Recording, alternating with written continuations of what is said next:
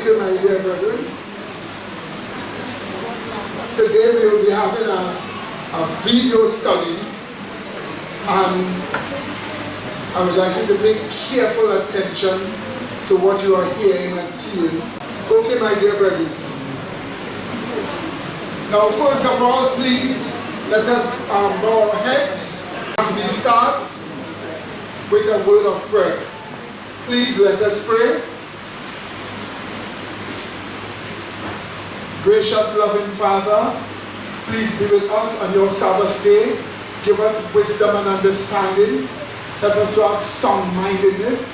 Become settled into the truth, that we will not be all over the place looking for light to try and mix it up together. Please give us settling into the truth and help us to recognize our calling by speaking the truth to others, that they may become converted to this faith. For this is the true faith, and no part of it is wrong. So bless us with the truth we ask of you as we study now through Christ our Savior, with thanksgiving and living. Amen. 2 Timothy chapter 3. First of all, 2 Timothy chapter 3. And let us read verse 1. Here is what we are told. I quote, "This know also, that in the what days? The last days what? Perilous time shall come." So in other words, we are looking at the final days, last days issues that are existing right now, that we are facing all over the world. Some of them you may not pay careful attention to, but as a result of this study, we hope you will pay careful attention to it, because it should be a sign to you and I that Jesus Christ is coming very soon. You see? This is the age, my dear brethren, of mass murder. And plans to murder billions have already been laid. You say, what kind of crazy statement is that? When you understand that the carnal mind can never be what? Subject to the law of God. And if the carnal mind have global intentions, then you have a globally thinking carnal mind. And a globally thinking carnal mind always think to control. And who you cannot control, destroy. So what we are facing today is an age of mass murder, where we are living in perilous times, where the murder of billions have been planned in various ways to all create the new world order. So we want to have an appraisal of the final days issues that are taking place right now. And we want you to pay careful attention to what we are talking about, because I'm going to show you some things you probably never knew before. But all to make you prepare for the end. I do apologize for something that may be too strong, but I think it is better that you see it in the light of faith and protect yourself through the truths of the plan of salvation. Also, look at Revelation 12:12. Revelation 12:12.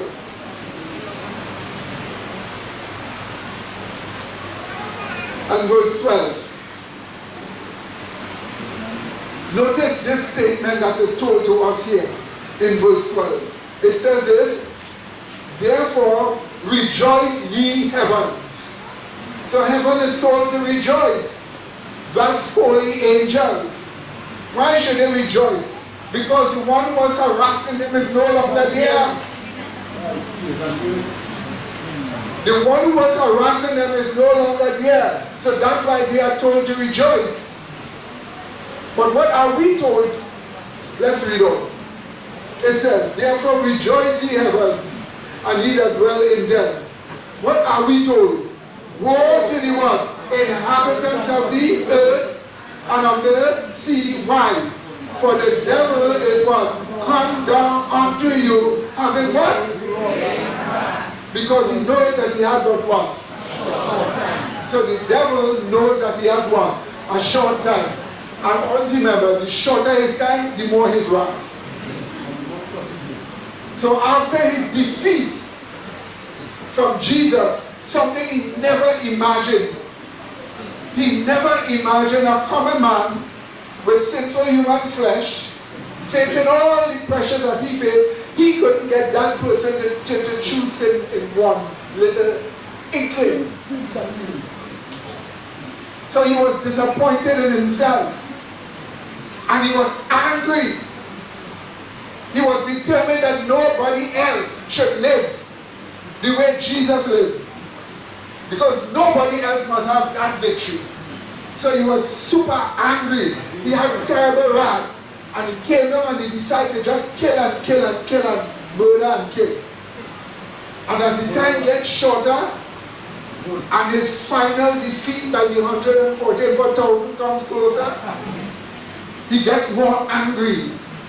And he determines nobody should make it in that 144 whatever. So he's getting more and more angry as the time gets shorter. And he decides he wants to kill us all. He has various ways in which he has decided to kill us all. He used an organization.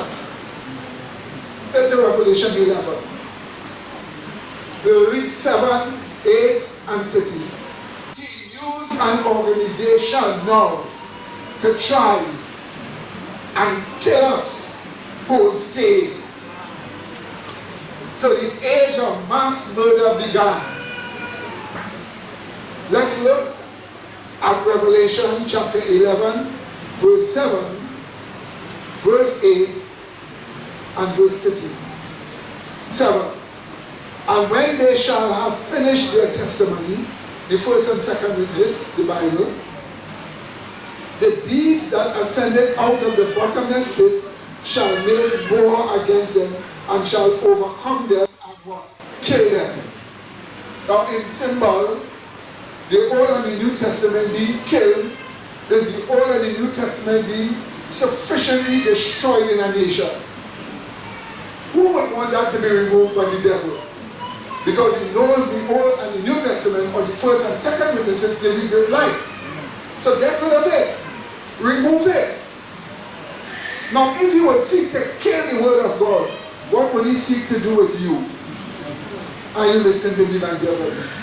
So the Bible tells us, as we read on again, verse 8, and their dead bodies shall lie in the street of the great city, which spiritually is called what? Sodom and what? Egypt, where also our Lord was what? Crucified. Did you see that? So we are being told of a country that has those three experiences in one. We are told it must have sodomy in as one of its highest problems. It must also have the skepticism of ancient Egypt as its highest problem. And it must have a lot of people that crucify Christ afresh. That's when they destroy the whole plan of salvation in your mind. So you need a new plan of salvation which you will never get. So you crucify Christ afresh. That nation is identified a little further down in verse 17 as having a lot of people dying in it. Let's read. Again. Sorry, my mistake, verse 13. Again, we read. And that same hour was there a great earthquake, and the 10th part of the city fell, and in the earthquake were slain of men 7,000, and the remnant were affrighted and gave glory to the God of heaven. So now what we are being told here, that 1/10, it means it's a 1/10 of 10 nations. So we know that it was 10 nations of what? Europe. One of those 10 nations fell as like with an earthquake and experienced perfect death, 7,000. Which nation that was? History shows us it wasn't Germany, it wasn't Portugal, it wasn't England, it was what? France. So we know for sure France had terrible problem with sodomy. They still do. France had terrible problem with skepticism. They still do. And that was the country that rejected the Reformation. Crucified Christ afresh. So we are being told that when this scarlet-colored beast lands in your country, he causes many people to die. And they have multitudinous ways of killing people. So we want to look at our first video, one of the ways of killing people. We are giving you the latest research. Let me repeat. The latest research on vaccines. We want you to pay attention and hear what they found out in their latest research on vaccines. They were taking the vaccine corporations for granted. And then here was a group in Italy that decided to go through the whole human genome in the vaccine. And you will be shocked what they found. They want to kill us all. It's not about health. It's about cutting the population down. So we will now pay attention to the first clip right here now. Every child in America is injected with this aborted human fetal tissue cell line. It is the genetic imprinting of our children. Every child that's vaccinated is imprinted with the genetic code for cancer. And the cancer industry is a multi-billion-dollar industry. An organization out of Italy has completed the genome sequencing of some of the proteins found in common vaccines, such as MMR vaccines. And now, we've warned you for years at naturalnews.com that aborted human fetal tissue is routinely used in vaccines. It's openly listed by the CDC and the FDA and the vaccine manufacturers. I'll show you the documents here in just a second. Well, for many, many years, a lot of people just couldn't believe it. They couldn't believe that there were aborted human fetal cells used in vaccines, even though it was openly admitted by the vaccine companies. And of course, the establishment tried to censor everybody in order to make sure that this news never came out. Well, this organization in Italy named Corvelva has completed the genome sequencing of these proteins in the vaccines. Guess what they found? It's the complete genetic code of a male human being. An entire human being's gene sequence is found in the cells that are put into the vaccines. They are injecting you with the DNA sequencing of an entire individual human being who was murdered. And an analysis of those genes has found incredibly high rates of abnormality in the genetic code, including 560 genes that are linked to cancer. So just to summarize the breaking news here, which of course you won't find reported anywhere in the lying fake news media. New York Times, Washington Post, they will just bury this story and hope you never see it. And that's why they censor us, by the way, because we are the only ones, we, the independent media, we're the only ones, or the only industry that's reporting this information. Children's Health Defense has reported it. We're reporting it. You'll see this covered on InfoWars. You'll see it covered across independent media, but never in the mainstream media, and frankly, never even on Breitbart.com. They won't touch this topic. They don't tell the truth about vaccines, not even Breitbart. But here's the truth. You can go to the CDC's website right now with these documents right here. You can search cdc.gov and you can find mentions of these aborted human fetal tissue cell lines, which are called MRC-5.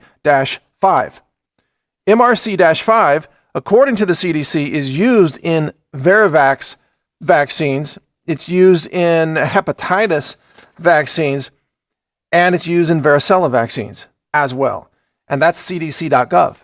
You can go to the FDA's website and you can find admissions of all of this. These documents here are from the FDA that are showing another vaccine insert sheet. In this case, this is for Varivax vaccine, and it openly talks about the MRC5 cell lines that are used in the vaccines. In fact, here's a sentence that says, this product also contains residual components of MRC5 cells, including DNA and protein, and trace quantities of neomycin and bovine cell serum from MRC5 culture media.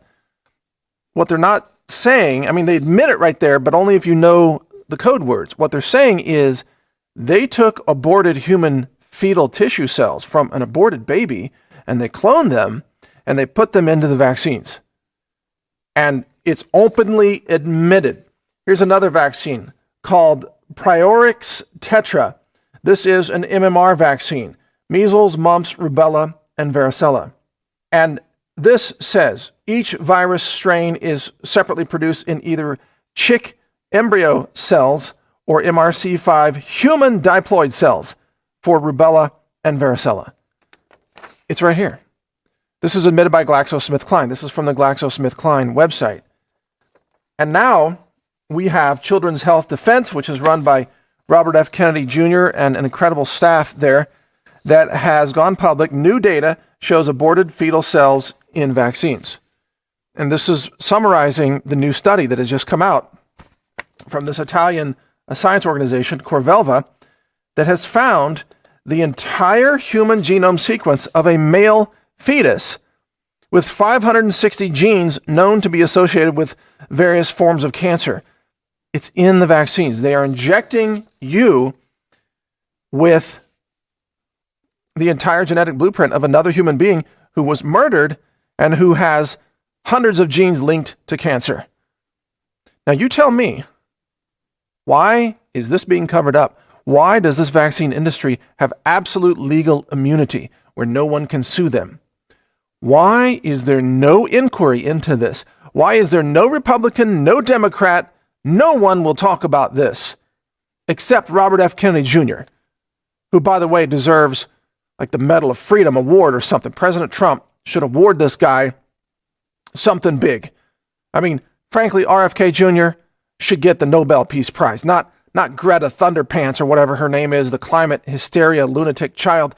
It should be Robert F. Kennedy Jr., whose father, by the way, was murdered by the deep state. But that's another story. RFK Jr. is telling the truth about vaccines right now. He is onto this, and this Italian laboratory has broken the news. Now, this is just the short version. I'm giving you a very quick overview of this report right now because I need to get this video out quickly. I'm going to record a much longer, more detailed discussion of this and release that video next week on naturalnews.com. There are things about this that you cannot even imagine the level of horror of what has taken place. For example, did you know that the aborted human baby that was murdered to get these cell lines, the cells that are put into these vaccines, that the mother of that baby was a psychiatric patient? She was insane.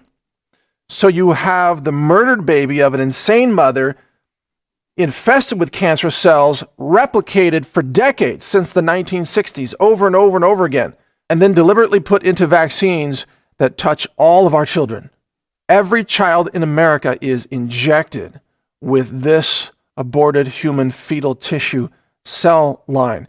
It is the genetic imprinting of our children. Every child that's vaccinated is imprinted with the genetic code for cancer. And the cancer industry is a multi-billion-dollar industry. And the psychiatric drug industry is a multi-billion-dollar industry. And remember that some of what's passed on from generation to generation is not just purely genetic, but epigenetic. How to say this? There are elements of the mental illness and the violence of the murder and the suffering of that child that was murdered for his cells. Elements of that continue to be expressed through the epigenetic factors of these genes that are injected into your children. You wonder why we've had this explosion of cancer and mental illness and insanity and suffering and just craziness in our world for the last couple of decades? Why does it keep skyrocketing? guess what? Everybody is being injected with mental illness, with hatred, with violence, with murder, with aborted babies, with cancer genes. It's all part of the plan. Folks, this is what I've been trying to warn you about. This goes way beyond medicine and health. This is an annihilation agenda for humankind, which is why they are pushing these vaccines with mandatory immunization programs in places like California and all around the world. They insist that you infect your children and that you are infected with cancer viruses, with hatred, with suffering, with violence, with the entire genetic imprint of a murdered human baby. This is what the vaccine program is absolutely really about. It's not about immunization. It's about infecting you. It's actually, you know what?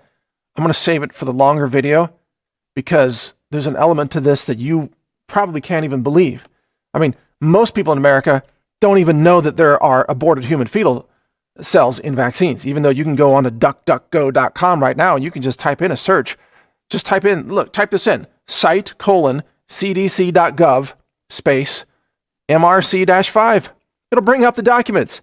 And 99 out of 100 Americans have no idea that they're injecting their own children with the fetal tissue cells of other children. It's medical cannibalism. You understand? It's cannibalism, but it's way beyond that. There is an otherworldly element to this that I'll get into in the full-length mini documentary where I discuss this point. You're only going to get this information from the independent media. No one will cover it. Again, not even conservative media. You won't even find this on Drudge. You won't even find it on Breitbart. You won't find it anywhere except the independent media. And of course, Children's Health Defense, Robert F. Kennedy Jr., and Robert Scott Bell Show, and places like that, Next News Network, InfoWars, Natural News. These are the places you're going to find this. Censored.news catalogs all the websites that will cover this. All News Pipeline, The Daily Sheeple, Organic Prepper, so many others, stevequail.com. These are the sites that will cover this, and these are the sites that are all universally banned because they can't let you know the truth that's right in front of your face. All the documents, I've got them all right here. These are the documents. You can find them online. They're CDC, they're FDA, they're GlaxoSmithKline. All the research documents are out there openly admitting what I'm telling you is true. And yet, the typical American has no clue that this is happening. No clue whatsoever. Reverend, did you hear that? Could you imagine one injection could give you more than 500 ways of getting cancer? They take all. Did you know of this murdered child who was riddled with cancer from an insane mother, knowing that the insanity affected the very genes itself? They could have gotten something more pure, but in nature they're getting worse. At first they used to put portions, now they give you the whole genome, hoping that you, in 500 different ways, will get cancer. Mass murder. That's what they are doing. That's why they are mandating that you must go and get inoculation. Why they don't mandate that you go and get a Cafenol or a Panadol or something? They are all drugs. Buy the vaccines. Because they know what is there. And their aim is to kill billions. That's why you have to find means of protecting yourself. And when we talk to you about protecting yourself, you need to listen and follow. Amen. And you need to be serious about it. You are living in perilous time. That's a final day issue. That's a final day's issue. And an issue that will cause you to get into a lot of trouble. But you see, my dear brethren, turn with me to Revelation chapter 17.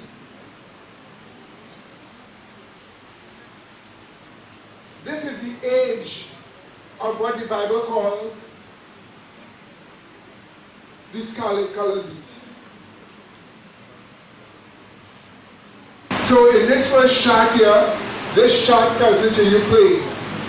And the final days is what? But the final days is what? The age of mass murder. What is the devil seeking to do? Murder millions. And using what? Agents of globalism to do so. That's what's going on. So you are looking at a situation where you are in the final days, which is the age of mass murder, and the devil is seeking to murder billions, using agents of globalism to do so. And that is a reality. You have to wake up to that reality. Things will never more be the same again. You will never go back to the 1950s, which was bad nevertheless. We have now been in a time when it is the worst you can ever think of. And it's going to get worse and worse. So this is the reason why you need to take these things into consideration. Okay, my dear brethren? Now in Revelation 17, let's read verse 3. You see, this is the age of the scarlet-colored beast, where they are seeking to create globalism as a national consensus. You didn't hear what I just said? As a national consensus. How could you get a whole nation to agree to something that is so wrong, except you practice mass deception and powerful lying? The moment it is by consensus, the moment they want you to agree, they have to lie to you terribly. So anybody who speaks the truth becomes a target. They must censor them or ban them. They must characterize them in the worst way, because you must be deceived. And they must use peer pressure in schools, where every child in the school is teaching you, you are the odd one. So because you don't want to feel odd, what do? You cooperate and become fools like everybody else. Are you listening to me, my dear brother? So that's what they have been doing. And that's why you have to learn to stand alone. There's so much people that don't like to stand alone. But you have to learn to do what? Stand alone. Don't be heaven's fall. Yes, my dear. Just on the point of vaccination, I just wanted to encourage you, brethren.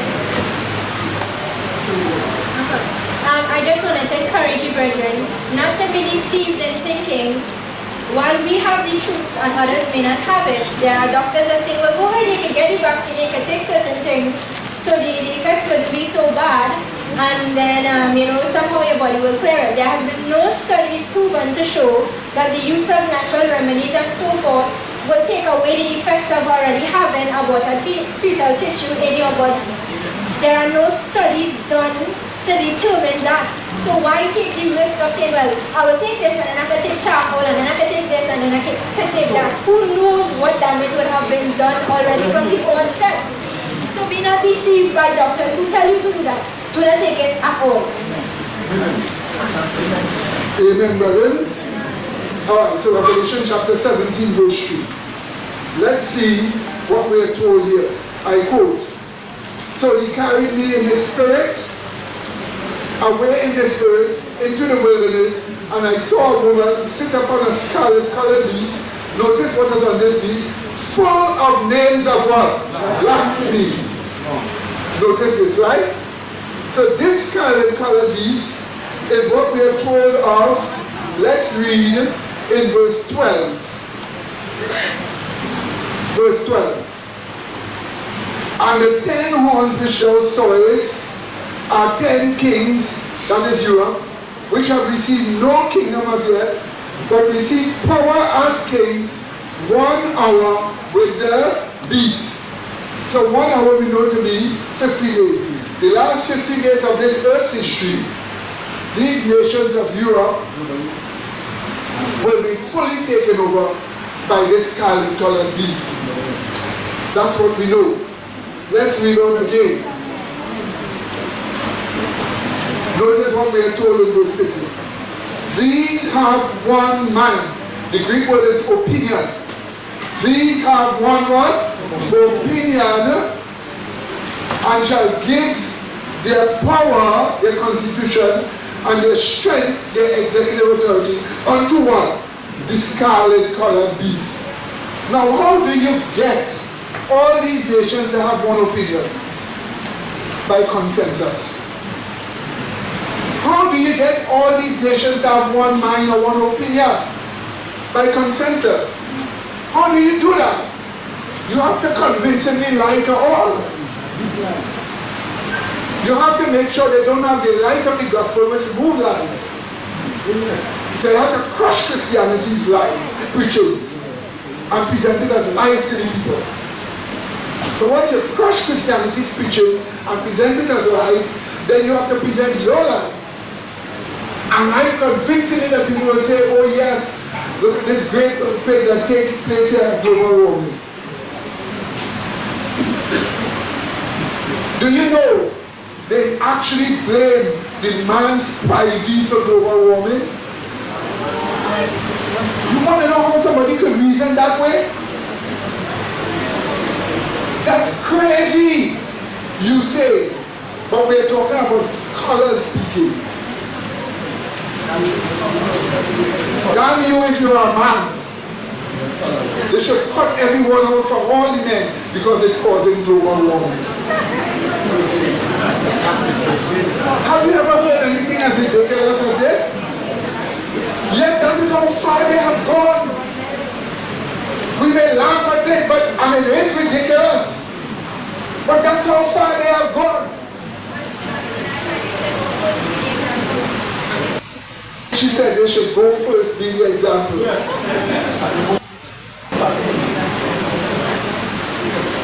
Look at verse 17. Here is what we are told. For God hath put it in their hands to fulfill His will and to agree, right? The actual word is, and to have one opinion, and to give their kingdom unto the beast, until the words of God shall be what? Fulfilled. So it is something God has allowed to happen. And that's why nobody will be able to stop globalism. You may try and think you're getting through for a while, but when it comes back, it's big destruction. The evangelicals will try to stop it by trying to convert the world to serve themselves. So now we want you to look at the next clip. You will observe what the author is showing, that the whole thing about global warming is a scientific lie and fraud. And you will see how they take global warming and attach it with global socialism. So every time they deal with global warming, you're pushing socialist legislation to the world. And they admit to you, if you even tell global warming is wrong, it's not about global warming. It's about what we are doing, what we are legislating. So this is the age of the scarlet-colored beasts who are seeking to create globalism and communism by consent. Now hear my words. The moment I say by consent, you should understand what that means. It involves suppressing those who will expose them by showing the truth. Amen? Hence you must get laws to shut you up. And it also is by lying terribly to people. The era of mass lies. Lying to the whole public. Lying so convincingly. So that when somebody show them the lie, people will be not angry to rise up. They say it's not good for society. You must stop talking and pass laws to stop your preaching. Do you get that, my dear brethren? That's the state of affairs you live in the final day. And that is a final day issue also. That's why they're seeking to shut you up. Some of the videos that I have on the internet, they have censored them. They remove some, they put some for 18 years and over. Why did they do that? Because those were so exposing. Yes. And they're now going through every video on the internet and trying their best to censor everything because they don't want people to know. And apparently they find they're saying too much exposing to it.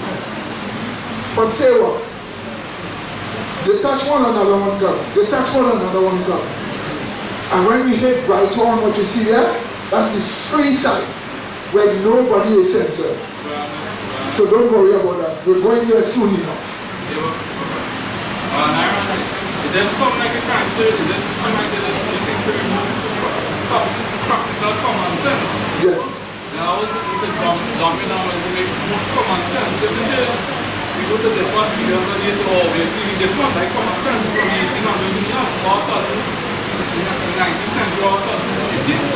And then on top of let's say this in closing that in reality, because like those certain those who try to remove the Mamiari and change it and say no or whatever, and so whatever you want to call them. And God is salary for years people do salary for years. So there is a government meaning Christ in Christ from Christ. I just get up to follow whatever it is that you want to follow, because without Christ you have nothing to follow. We can't dance.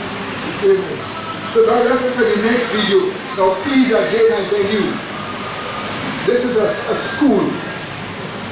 This is an institution of learning. We're not here to play Christianity. We are serious. And we want to make sure everybody learns. And when you know, you well know. Those of you who emphasize learning and knowing will go very far. For those of you who allow your minds to be taken off the truth, you still have to find an opportunity to learn again. So today when you hear his voice, what are you told? Thank you. There is an intriguing twist in the climate change controversy this evening. It has to do with data said to be manipulated by scientists. And that data was given to then President Obama and other world leaders at a critical moment. Doug McKelway looks at that tonight. The accusations are explosive that the National Oceanic and Atmospheric Administration intentionally manipulated data to hide a 12-year pause in global warming, and that the flawed study was a major influence in the 2015 Paris Climate Summit, where Western nations agreed to spend billions to reduce fossil fuel use. That, according to John Bates, who recently retired as a lead scientist of NOAA's National Climatic Data Center. His claim took center stage at a House hearing today entitled "Making the EPA Great Again." We have every reason to be skeptical that our scientific community is maintaining its integrity. In an exclusive interview Sunday with the Daily Mail, NOAA whistleblower Bates said, quote, "They had good data from buoys and they threw it out and corrected it by using the bad data from ships. You never change good data to agree with the bad, but that's what they did, so as to make it look as if the sea was warmer." In a blog post, Bates skewered the study's author, Tom Carl, that he, quote, "constantly had his thumb on the scale in the documentation, scientific choices, and release of data sets, all to discredit the notion of a global warming hiatus." The CEO of the American Association for the Advancement of Science today defended the NOAA study and said that Bates' whistleblowing is overblown. All he is doing, quote, is calling out a former colleague for not properly following agency standards. This is not the making of a big scandal. This is an internal dispute between two factions within an agency. In a statement, NOAA said, quote, "It stands behind its world-class scientists, but takes the allegations seriously and, quote, will review the matter appropriately." Critics note climate research today is almost entirely funded by the government. A number of scientists have come to me telling me that where before a certain time period they were receiving government research contracts, afterwards, after it became clear they didn't agree with the CO2 theory, no more contracts. In a statement late today to Fox News, Bates said his whistleblowing was not based on any personal feud, but is focused, quote, on concerns he raised and the opportunity they will be addressed. We have 12 years to radically transform our economy and our society to stop this crisis and protect human civilization as we know it. This is about humanity. That's why we demand a new Green Deal, and we demand it right now. People will vote if there is something worth voting for. And a Green New Deal is exactly what that is. Thank you all so much. Let's organize together. Don't settle for less. What happens when you question global warming? Mark Morano, author of The Politically Incorrect Guide to Climate Change, has first-hand experience. National Geographic accused him of being a top-tier climate denier. US Weekly magazine said his research infuriates Hollywood, and wanted posters went up in Paris when he attended the UN Climate Summit. This interview with Mark Morano will tell you what the green socialist left doesn't want you to know. Could you say a word about the ideology that's behind the climate change hype? Let's start with a bumper sticker philosophy. I saw a bumper sticker today. Big science is not a liberal conspiracy. Oh, yes, it is, or yes, it can be, and much of it is. And here's what I mean by that, and here's why that bumper sticker is wrong. When the regulatory state, i.e., the environmental protection agencies, the United Nations, the US federal government, when they want to regulate, they look for justifications and causes, and that's the natural state of any government. So essentially, what they've done, and if you go back to the beginning of the environmental movement, of the modern environmental movement in the 1960s, they've used every environmental scare, from overpopulation to resource scarcity to threat of famine to deforestation to global cooling, as an excuse to increase the regulatory powers of the state. In other words, we're facing overpopulation, we're facing global cooling. We need to redistribute wealth. We need sovereignty limiting treaties. We need more central planning. We need less freedom, less capitalism. I actually point that out in my book. So the motivating factor between climate change and what's going on today is global warming is merely the latest environmental scare with the exact same solutions going back 50 years. In other words, it doesn't really matter what the science of global warming. They actually have quotes. Their main figures say that. The EU climate commissioner said, even if we're wrong on the science, we're doing the right thing by policy. What is that policy? The UN climate chief explicitly stated, and I interviewed her on this, we seek a centralized transformation that will make life on planet Earth very different for everyone. That's the UN climate chief's explicit goal. Her assistant, a guy named Edenhofer, actually said, we will redistribute wealth by climate policy. This is not even about environmental policy anymore. They're openly talking about it. They talk about global governance. They talk about CO2 budgets for every man, woman, and child on the planet. This is their goal, and global warming is merely the latest scare. You can go back, and I do go back in the book. Global cooling had the exact same solutions. It's always the intervention and the increasing the power of the regulatory state. That is why we're hearing about global warming. We're not hearing about global warming because of temperature or storms or polar bears. It's because they're seeking a justification. They don't want to argue on the merits their policies. In other words, the Green New Deal, they just admitted, AOC's chief of staff said this was never about the climate. This was a increase the government kind of thing, a change the whole economy type of thing. Her former chief of staff, campaign manager, actually said a similar thing, that this was actually not about the climate. They're openly admitting that. They don't want to argue their points on the merit instead, so they use subterfuge. We only have 12 years left. We're facing a climate emergency, as cities and colleges are now comically declaring that across the world. So they don't have to deal with it. That's how global warming becomes part of the agenda tool for the regulatory state. Now, in practical terms, if we followed all the demands of the environmental movement, what impact would that have on the lives of everyday Americans? First, let me answer your question by saying, assuming we actually faced a climate emergency, we would all be doomed if we had to rely on the EPA and the United Nations or the Green New Deal to save us. Now, before we even talk about the economic and social and development impacts, it's very simple. Even if every country promised what they did in the UN Paris Climate Agreement that everyone hailed as saving the Earth, John Kerry signed with his 2-year-old granddaughter on his lap because he was signing for the future, saving the planet, it would delay the temperature. Assuming you believe the UN science, which you should not in any way, shape, or form believe, it would delay the temperature by a few months, the temperature 100 years from now by a few months. It would not be detectable on any measure, even if they were right on the science and everyone complied. In other words, it's completely scientifically meaningless.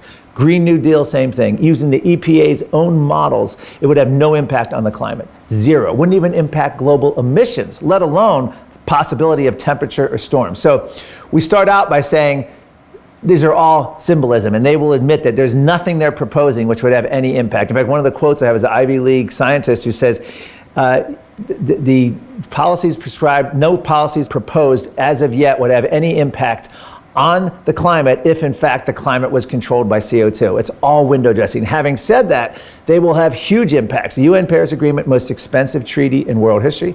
The Green New Deal estimates up to 93 or $4 trillion, hammering families with unnecessary energy costs. We have gas tax proposals, 50 cents a gallon. Would you rather have bad storms or pay 50 cents a gallon? I'm sorry. So if we all agree to pay 50 cents a gallon, we're going to get less hurricanes and tornadoes and floods and droughts?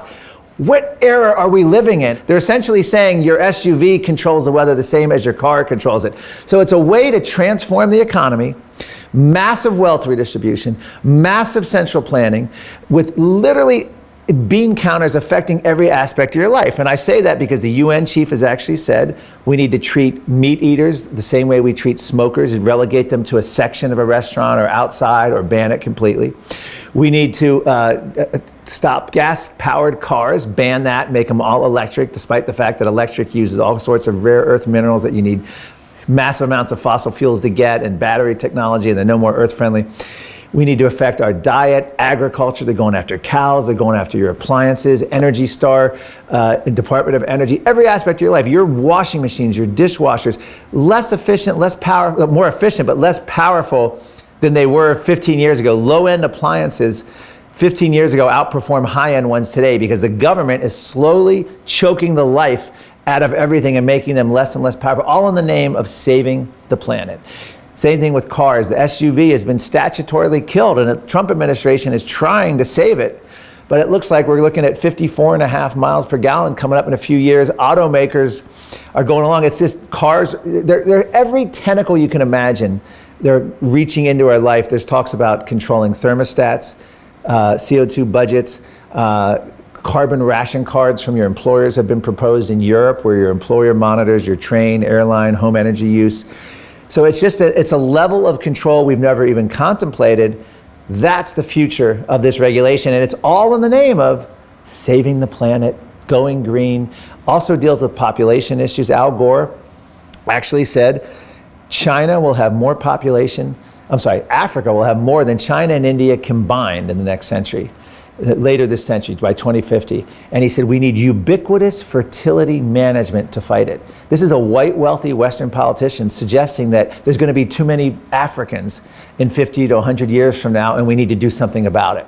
And this is what we're facing. This is, as Patrick Moore, the co-founder of Greenpeace, who turned against the organization, said, the modern environmental movement is the most anti-human movement today on Earth. And I interviewed Václav Klaus, the former Czech president of the Czech Republic, former Czechoslovakia. And he said, having grown up under communism, the greatest threat we face today is what he calls ambitious environmentalism. And he directly compares the whole quest, the whole way that, Lysenkoism, the whole way the Soviet system did it, with all the science that had to support the policies, and you couldn't dissent, and you had to go along, and dissenters would be jailed. All of that's happening today. We have a U.S. senator calling for RICO statutes against climate skeptics. We have Bill Nye, the science guy, supporting it, open to the idea of jailing skeptics for affecting his quality of life. This is what the state of where we are right now, and this is what college kids, this is what children are being taught, that there's no dissent, that we must do this, that the Earth's in great peril, when the opposite is true. I mean, the Earth, there's absolutely nothing unusual going on with the climate, and I'd be happy to talk about that as well. Issues that we're dealing with, and that clearly shows us that this is the age of the scarlet-colored beast. They're seeking to create globalism. They're seeking to create communism by consent, and that's why they have to lie, use global warming and a whole host of different things, teaching children these lies in schools, giving them quizzes, and making it look as though the parents are so stupid not to believe in it. But then they're coming for everything you have. One of the things you're seeing is the quality of the products that you are getting. Yes. If you buy a machine that uses a lot of electricity, they will make it work less than how it used to work before. The one before was more powerful than the one now. So they're scaling down everything because of global warming. Therefore, they're giving you bad products to stop global warming. All this is going on now. This is the real world you live in right now. These are some of the final days issues we are facing because we're in the age of the scarlet colored beast. You see, my dear brethren, the attack of globalism is described in the Bible as seeking to break the bands or cords that naturally bind man to God, binds man to God. There are social cords that bind us to God. A man decides that he wants to marry a woman. The act of marrying a woman and settling down is non-transgression. Now he is not following Christ, but he is doing a social thing that God said to do. But what if you could get the man to marry a man? Or the woman to marry a woman? The very act itself separates them from God, closes their mind to God, because they have to reject real truth to do that. So this is the reason why you have transgenderism and this whole nonsense about same-sex marriage spreading around now. Turn to Psalms 2:1-4. And let me tell you something, my dear brother. I would like to see an attack helicopter marry a butch. Do you know what is this? I would like to see the gender called attack helicopter marry a gender called butch. We'll have a butch attack helicopter. But you see, you laugh, but you don't know how serious this is, as you will see in a short while. All of a sudden, boys have started menstruating and must wear pads. You say, what? Do you not know they're teaching that to children in school? Yes. That's how far they have gone. Literally. And they're offering little boys some kind of something to wear. In the name of transgenderism. Do you know LGBT has now split? So it is now LGB and they leave out the T. Because the LGB can't take the T. Let me tell you something, my dear brother. I know you will laugh, but that is the fact now. Big cases are going on about that now. But I like how the Bible puts it. Let's read and see how the Bible puts it.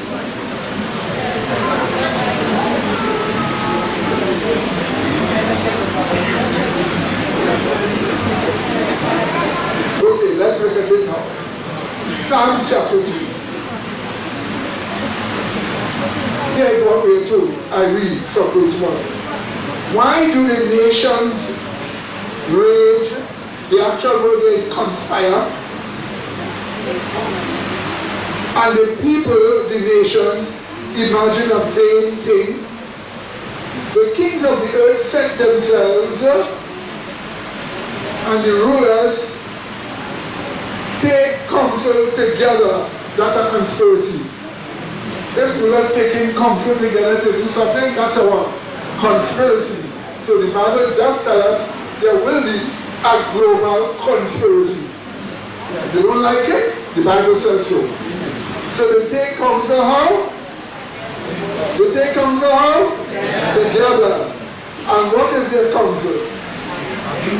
Against Yahweh and against his anointed, which is Jesus, saying, let us break their bands asunder and cast away their cords from us. Their social cords.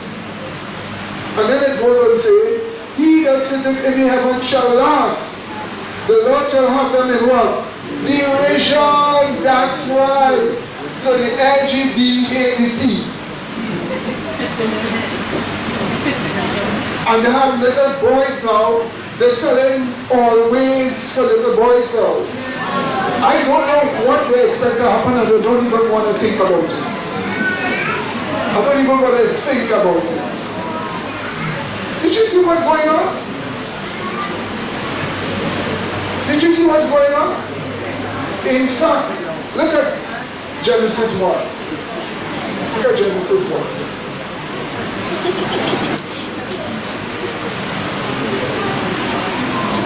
Satan has decided to attack the image of God, and they like this in man. So he decided to attack the image and the likeness, both. Get rid of the image of God, which is the divine nature, from being a man, by attacking the likeness that God wanted to make man. So if God made you male and made you female, no, he wants to be a dog. So he goes on all four and has a woman put a chain around his neck, and he's walking in the street in all fours and backing bow wow. Means your God has that intuition. And the man actually goes by a tree and attempt to do something. You can imagine, let me tell you something. They have been making even angels have a big party. Because they say, look the image and likeness of God here. Let's read the image and likeness of God. Genesis chapter 1, 26 to 28. I quote. And God said, let us make man in our image, after what? Our likeness. And let him have dominion over the fish of the sea, over the fowl of the air, and over the cattle, and over all the earth, and over every creeping thing. Now, how did God like to make man? It tells us. So God created man in his own image. In the image of God created he him. And then they're told, what did he do? Male and female created he them. Did you see that? Did you see that? So in other words, what did God do? Created man with his image, the divine nature, created him who would like to create him, a male and a female. And the Bible describes how that happened. But guess what? They are trying to destroy this. Let's read verse 28. And God blessed them, and God said unto them, be fruitful and what? Multiply and what? Replenish the earth and subdue it, etc., etc., etc. Did you just see that? So God told them to be fruitful and what? Multiply. So he made man in a way that a man and a woman come together and they make a child. Amen? Every one of you here must know that. But now Satan is attacking the image of God by also attacking how God liked to make man. So the devil says, you know what? You're a male. Don't marry a female. Marry a male. And then he says, what are you? You said, I'm masculine gender. He says, no. Don't be a cisgender. What is that? Whatever you think of in your mind. And then the next one says, what gender are you? He said, I'm an attack helicopter. You know, you actually think that is not true. That is actually true. You think you're making it up? You think you're making it up? So next one says, I like how a male cowboy walks like if he owns the whole town. So as a woman, I will call myself Butch. That's the male cowboy.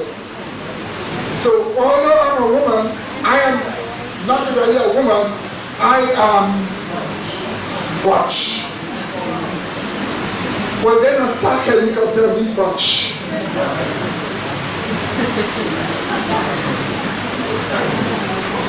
Good Lord, what is even the attack helicopter? But you see how the devil have them in derision? Now they are coming with pronouns, gender pronouns. Do you know what last week was? Pronoun week from the UN. And they want to tell you what pronoun to use and charge you. If you refuse to use the pronouns they want you to use. So big, strong man with beard comes before you. And he said, hello sir. He said, what? Don't you dare call me sir, call me them. He said, but I can't call you them because you're not a them. He said, no. They can charge you. He went to the police and the police charged you for not calling him them. And then he said, but wait. Why would the police even charge me because I don't call a big man them? I am a doctor. And I cannot go and write on my doctor report I saw about them. You understand? So I have to ask this them, what is your sex? And if he says them, well, I can't fix you up because I don't know what sex them is. You know, but even when John spoke to Jesus that way, yes. And Jesus asked, what is your name? He said, we are legion. My name is before we are many. So it's really from evil angels that coming from. So we want you to look at the next film with the latest gender issue. You think I was laughing? You think it was a joke? You will see people going to court for it and all. Going to court. This is how far things have gone. This is final days issues that you're living in. Because if you go and look at, imagine a man decides to look at a beautiful woman. And he says, what is your name, miss? And she said, how dare you? He said, what did I do? She said, you call me miss. He said, but aren't you not a woman? She said, how dare you? He said, what? You call me woman? He said, what am I to call you? She said, call me he. And Mr. He said, but no, but I am a Mr. I am a he. She said, how dare you? Discrimination. And you should go to court for discriminating against me. What is the man to do? Let's look at the next film.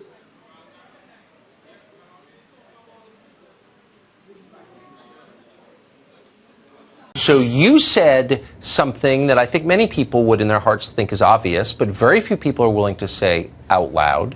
You said it knowing you would likely be punished for saying it, but you said it anyway. Why did you do that? I believe in the truth. I believe that people should have these conversations and say things that matter without fear of punishment. You are old-fashioned. Why do you think, I couldn't agree with you more, and I'm grateful that you have that attitude, but why do you think it was important to say this specifically? Well, when we get down to it, women and girls all share a biological reality. We are all female.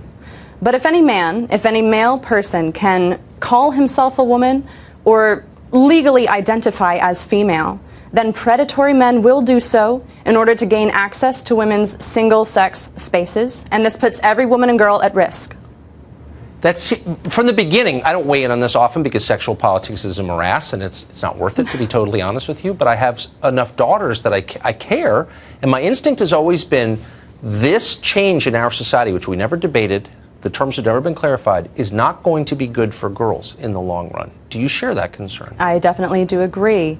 Like I said, this puts every woman and girl at risk of male violence, and this is already happening in many states. In many states, men can legally identify themselves as female and gain access to women's single-sex spaces.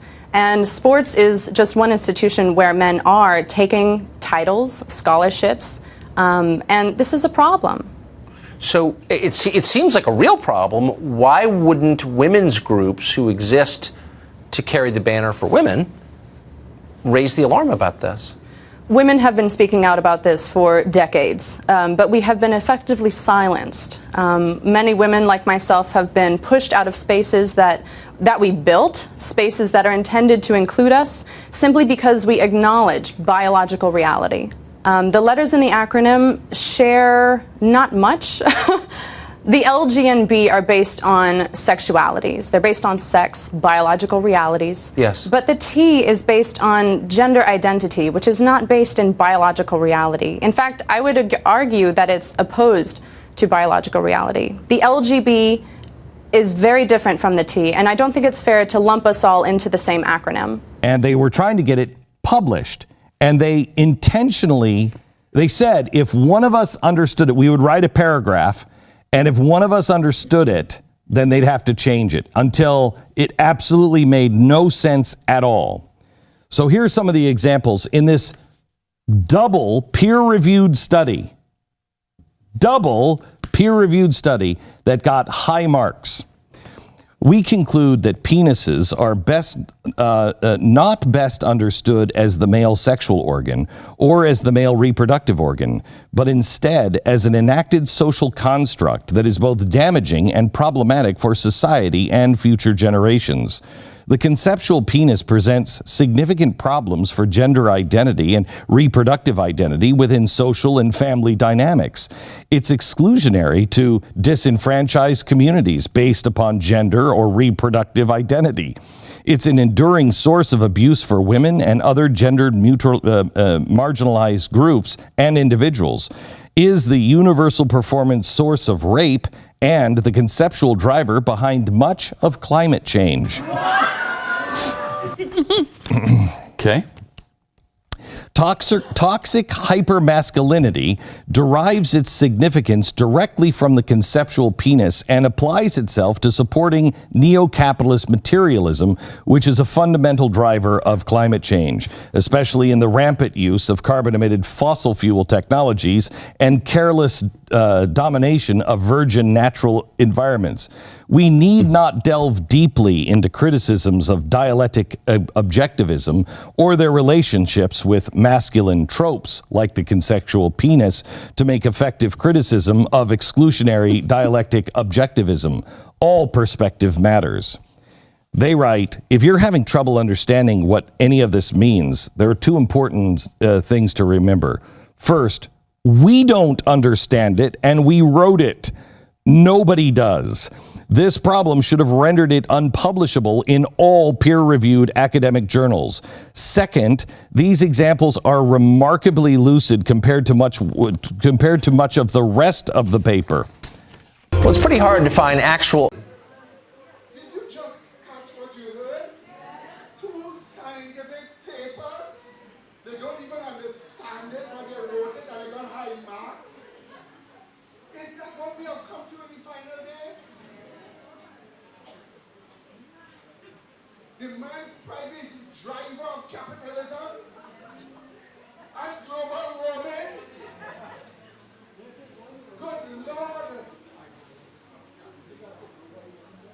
I like what Brother Ray said. He said that's an ideological castration. Amen.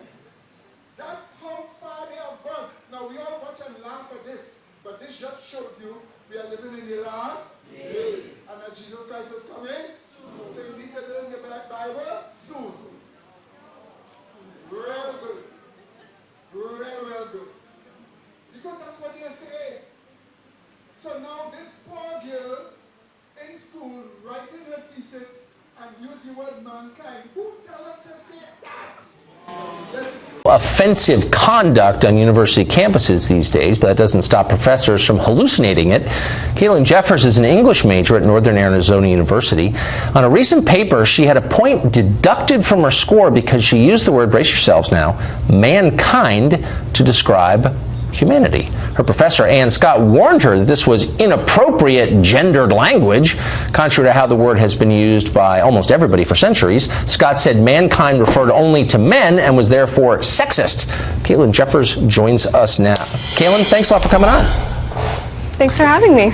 So it doesn't sound like this is a debate over accuracy. Mankind is a real word and you used it correctly. It sounds like it's a debate over preference. She didn't like the way you used it. She didn't like your ideas, and so she penalized you. Is that what happened? Yes, exactly. I turned in a paper. I had used the word mankind, and apparently that wasn't to her liking. Apparently that's sexist and not gender-neutral language, and I should be punished for that. What I find so striking is that she's an English teacher, so of course language is her subject of study, and accuracy has got to be a concern for anyone who's teaching kids. Did she say it wasn't accurate? Yes, she told me that the word mankind only refers to men. It doesn't actually include all of humanity. Does the dictionary say that, or is there some authority that she pointed to confirm that position? Well, she referred to the Modern Language Association, or MLA, and apparently they're enforcing this kind of gender-neutral language. Huh. And so you got a point off. Did you say, you know, I'm contesting this? I don't think you should take a point off. I mean, how did you respond to her?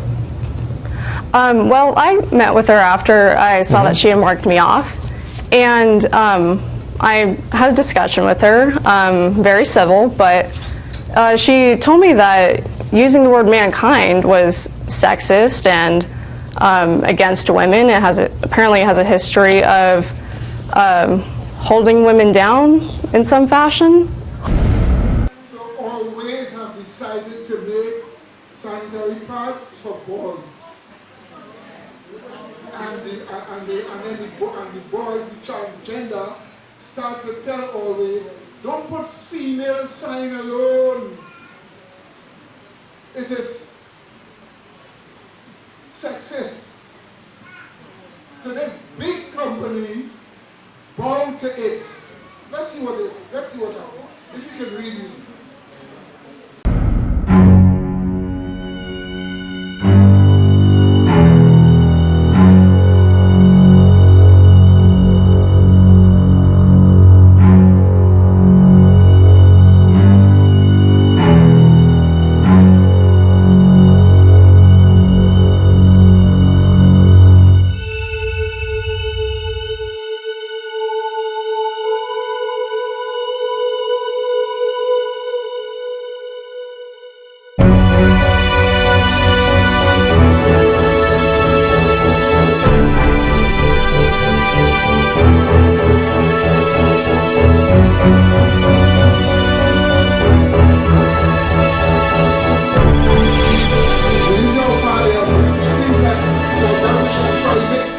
Should not even be touched.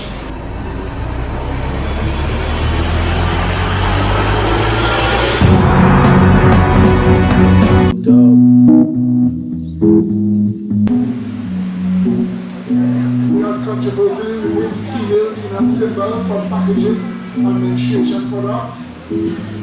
The decision was made by the parent company Procter & Gamble, a multinational consumer goods corporation. After complaint by transgender advocates, always was alienating trans and gender non-conforming. Please understand that there are trans men that get period, and if you could please do something about the female symbols on your pad packaging, I'd be happy. I'd hate to have any trans male feel diasporic.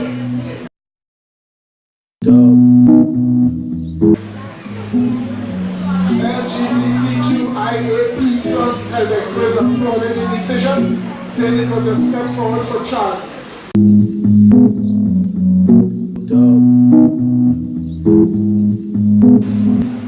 They sent a message to transgender and non-binary people who need these products that their identities are embraced and supported by the company.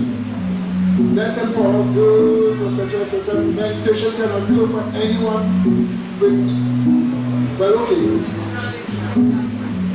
Trans model Kelly Jones spoke about the difficulties of, okay, let's go on.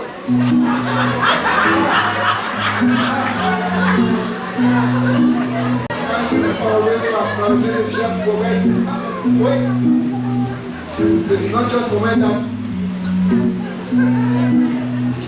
Oh my God, what is happening to our brains? Jones said like to experience gender dysphoria. Alright. Decisions spark criticism online with consumers threatening to boycott the brand. Some accusing it of trying to erase womanhood.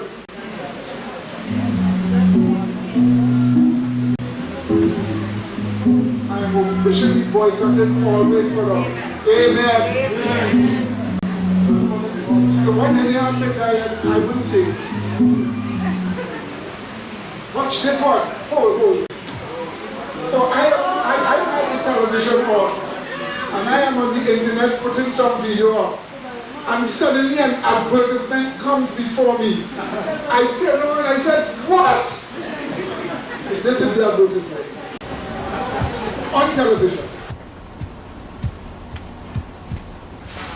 Hey, Dad. Yeah, bud? I think I got my period.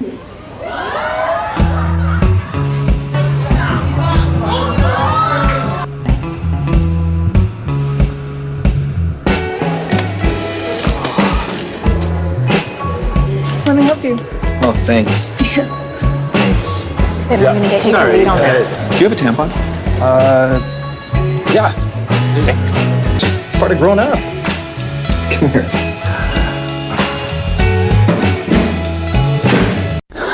You know, last year I reported on the plight. I did my best to edit that video because what was coming was even worse. But could you imagine that advertisement with that young boy telling that to his father? And he said his father saying, listen, what craziness are you saying? He actually convinced the boy and tell him he's growing up. And this guy opens his locker in school and what sorts of women's things. I've never seen it so wrong. This is how far they have gone to destroy us. Brethren, are you listening to me? This is final days one. And you need to face it straight. Because you will meet people when you are preaching. You will meet boys that will tell you some terrible things about themselves. And you will have to put them in their places. Did you get that, my dear baby? So now let's look at this court case in England with this doctor. Watch this. Of a UK doctor who lost his job in the state-run system because he wouldn't comply with government commands that he used pronouns patients preferred to describe their so-called gender identity rather than pronouns that actually describe their scientific biological gender. Well, he appealed the firing, and now, over a year later, the UK so-called justice system has ruled. And while you know the ruling is probably bizarre and infuriating, it is very instructive. And let's talk about Dr. David Makareth, who back in July of last year lost his job because as a scientist and a Christian, he insisted on using pronouns and descriptors that actually fit patient biology and reality rather than SJW fantasy. As a Christian doctor, I believe it makes me a better doctor to be a Christian and a doctor, and I need freedom of conscience in order to practice medicine. In essence, I'm now being compelled to say things which I cannot say. As Eliza Melendez notes for themetro.co.uk, Dr. David Makareth, 56, told his manager he would not call any 6-foot-tall bearded man madam because it went against his religious beliefs. The doctor from Dudley, West Midlands, alleged the Department of Work and Pensions, DWP, discriminated against his religious beliefs, costing him his job as a disability claim assessor. Now, the doctor also argued in the suit that the National Health Service, or NHS, the UK's socialistic medical system, would not only not accommodate his religious beliefs, he also argued that any patient who was dissatisfied could actually see another doctor at any time. Well, now, after a wait similar to what many experience in the socialistic government-run healthcare system, the UK justice system has ruled. And you guessed it, they ruled against him, saying this. A tribunal panel rejected his claims and unanimously concluded that the doctor not only had a lack of belief in transgenderism, but his objection to it was incompatible with human dignity. Leave it to the government, a doctor whose success depends on understanding biological reality, a man whose professional precision requires in absolutely stark terms that all practitioners know if a patient is biologically male or female, purged from his job because he adheres to reality. Just we've lost our freedom of speech.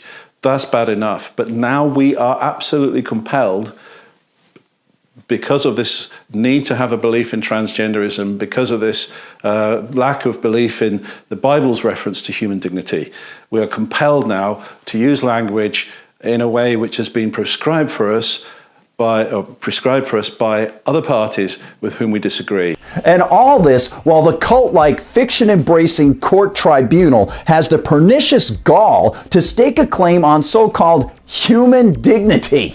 It's almost too crazy to imagine. Almost. And as he waited for the ruling, Dr. Makareth noted these things. It's quite simply dishonest to use pronouns in that way. There's no other way of saying it. And as a Christian, it really matters whether we use language in an honest or a dishonest way. As a Christian in good conscience, I cannot do that because, quite simply, quite frankly, it's a lie. Spot on. And as a doctor, Makareth has it right also. There's the integrity of the medical profession, that what we're being asked to do now is so contrary to sound reason.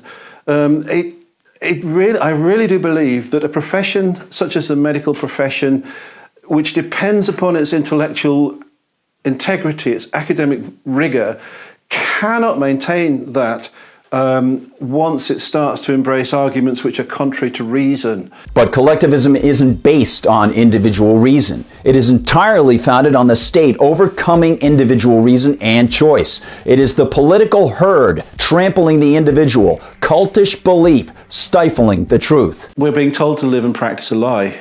It is a lie. I think Andrew Williams, the head of Christian Concern here, has pointed out again and again, we are not helping people when we practice a lie. We cannot ever help people by practicing a lie. Amen, brethren. So you saw what had happened. Now first, let me humbly ask you to forgive me for any of those horrible things that I have shown you. I just so wanted you to see it, but I probably should not have. Because to see those horrible things that they're now saying about boys, right? So you see transgenderism is really an attack upon the what? Image and likeness of God in mankind. It is a what? A blasphemous attack to gain absolute control over man by the what? Sky-colored beings. That's what you're facing. That is final day's issue. That's why this has touched you so much. Seriously. So again, let me apologize to you. Now, the next, brother, you wanted to say something and then you say something. Yeah, but I remember what you got to say is very true. Right now I told you, I'll tell you a story. Right, but the story was that I not put a guy from a foreign land, right? And this man was part of the Illuminati. But what for this man mind so warped? And he within gay right activism. I start to realize it now. Is that it's the devil I talking to here. Because how it wants him is, before I was talking to him, and I started to get a large passion for him, and that the devil is something talking to. So me and the devil had it out. Back and forth, back and forth, back and forth, back and forth, until eventually the argument gets so weak. I just forget about him, and after years keep on talking about it, it had no validity in it. But the now part of the Illuminati and the now was a mixed Christianity and all the different religion into one and bring about a new order, the transgenderism and all these different things. So it's evil angels behind those type of things. Okay. That is true. That is true. Yes, sister. Yeah. We live in terrible times. We are seeing it. We live in a dangerous times. And you know, when we look around and you see the bedroom, you have children. You know, we have to feel for them, Brother Aaron, because it will be difficult for them. But they just have to keep focused and make the right choices. Yes. Many of them may want to go to universities and so on. I can tell you in my course, we were taught socialism, we were taught globalism, we were taught to accept sodomy in the worst way, right? I will just say that for now. Later on you will hear more about that. The lady that spoke first, she spoke about L, G, and B. Now the reason why they are not really recognizing the T, because what happened, a lot of them became transgender through operation by taking sex change. And what happened, a lot of them are going back, reversing the operation. So they say, you know what? You are really real gays and lesbians here. You're fake, you're all not for real. When you all make up your mind, you'll come on board with this. You understand? So that is why they're kicking them out. That is why they are not recognizing them. Right? That's what's right here. And to the boys who are showing, the male gender is on that tab. This is to show us, brethren, that it is great to be a male. It is an important role to be a male. Right? It is a noble thing to be a male. And don't be a female because it is on that tab. You understand? And the male in our church, don't walk with your head down. Walk with your head high, praising Yahweh and glorifying Yahweh. Amen. That's my dear sister. So the study just confirming that this world is a place for those who are conscientious, those of us who love righteousness, right? So the scripture Brother Molina read before was Genesis, where he said, so God created man in his own image, in the image of God created he, him, male and female created he them. So we know God created what? Male and female. And in Psalms,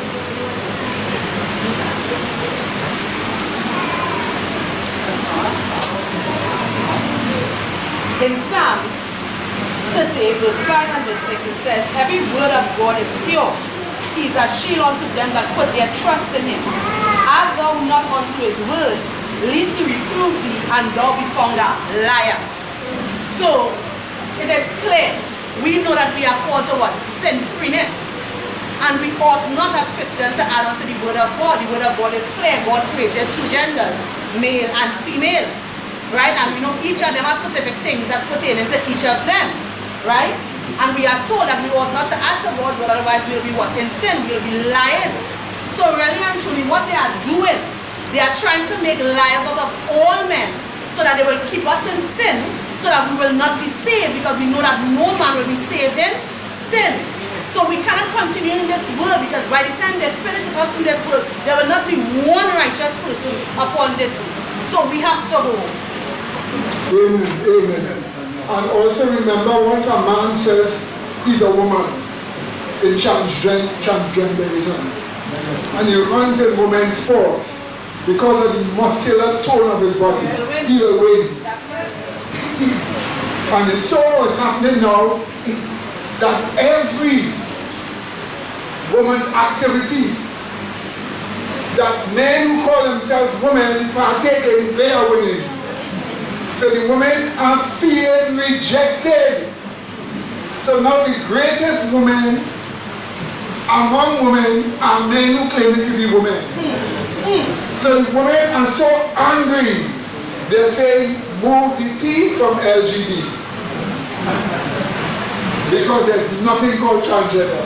That man, they call himself a woman, but he's a man. And they are against it. Recently, they tried to get the Supreme Court in America to deliberate about that. But thank God that Trump put two people there that will stop it. What did he say? Because they're spreading the evil far and wide. Now, quickly here, 2 Timothy chapter 3, 1 to 5. I will read. This know also, that in the last days, what are we being told here? Perilous time shall come. Why? For men shall be lovers of their own selves, covetous, boasters, proud, blasphemers, disobedient to parents, unthankful, unholy, without natural affection, truth breakers, false accusers, incontinent, fierce, despisers of those that are good, traitors, hurry, high-minded, lovers of pleasures more than lovers of God. And we're told having a form of godliness, but what? Denying the power thereof, from such what? Turn away. So clearly we know for sure it is because of the corrupting human mind that we are living in what? Perilous times. The next video I want to show you is from Mexico. I will advise you, don't go there for a holiday. Because the police recently, and then we'll jump off. The police recently captured the son of a drug kingpin. What do you say? Amen. Let me tell you something. A gun battle ensued. And these cartel people were so well organized. They killed more than 18 police and forced the police to release the man. So much that the president had to concede and give him up. I'm saying the right thing. In other words, here you have the evil winning over the law of the land. It has gotten so terrible. The Bible tells us in Luke 21 that there will be distress of nations with what? Perplexity. Men's are failing at what? From fear and for looking after what? Those things that are coming. So we want to show you this. And we'll just give you a brief from the next video because something new has happened now. Protests are taking place all over the world. Violent protests. Extremely violent protests. Every corner of the earth. We just want to show you a portion of it. Now, how I put all, you have to watch out only. Obviously, it's senseless. But just to show you the amount that are taking place all over the world. Trinidad is a relatively peaceful place. And we should take this peaceful time to live the truth and to spread the truth. What do you say? So now let's just look at the gun battle taking place in Culiacan, Mexico.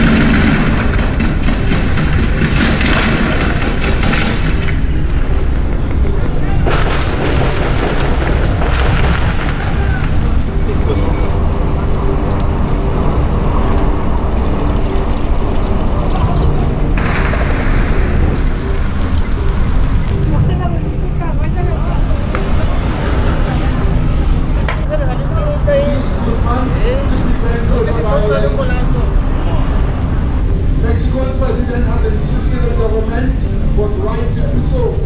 This decision was made Esta to decisión protect se tomó para citizens. proteger a los ciudadanos. You can't fight fire with Es fire. que no se That's puede the difference with this strategy. apagar el fuego con el fuego. The police had to give it to the criminals because the criminals had more firepower, killing more than 18 police. There were pictures of dead bodies, we just didn't look at them. This is how perilous times have come. This is how terrible things are. It could happen. Do you know what the police got in Trinidad? 9 high-powered rifles that can shoot so fast. Good Lord, who in Trinidad was planning to use that to kill how much? Hundreds of people in a short while. So it's getting worse and worse and worse. The brother asked what happened to the army. They didn't have an army. Before the army reached here, it would take days. Because the army is not every single place. But plenty of people were dying. A lot of people in the houses around got killed. You saw some watching through window there.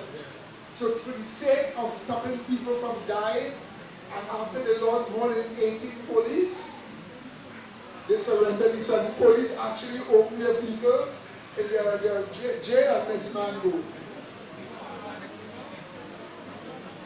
That would be against the law. So now, watch this. We're looking now at protests. I'm showing you a little portion. All over the world, from Pakistan to Iraq. And some of these crazy governments are shooting with live rounds at ordinary people. If you look, you will see some people drop on the ground dead after they shoot, after people were protesting without guns. Did you see how terrible things are? Do you recognize what is happening here?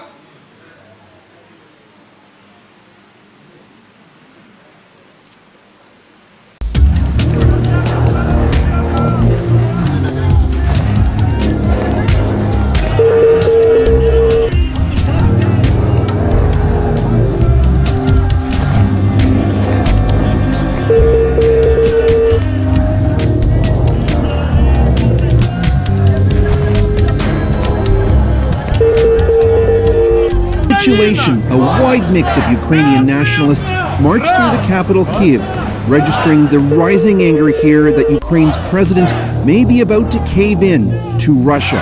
Are you worried that Mr. Zelensky is going to capitulate? I think he tried to do it, but we don't let him to do it. The fear that you hear over and over again is that Ukraine's president is too eager to sign a deal to end the war in the country's east, too eager for a deal on Russia's terms. Compatriotas. They had to remove the old parliament out of the city and go in a hiding place because protests got bloody and dangerous. Ecuador. Me he trasladado a la ciudad de Guayaquil y he trasladado la sede del gobierno a esta querida ciudad, de acuerdo a las atribuciones constitucionales. En las imágenes es evidente que los más violentos, aquellos que actúan con la única intención de agredir, dañar, son individuos externos, pagados y organizados. El sátrapa de Maduro ha activado junto con Correa su plan de desestabilización. Dicen que somos golpistas, queremos desestabilizar al gobierno.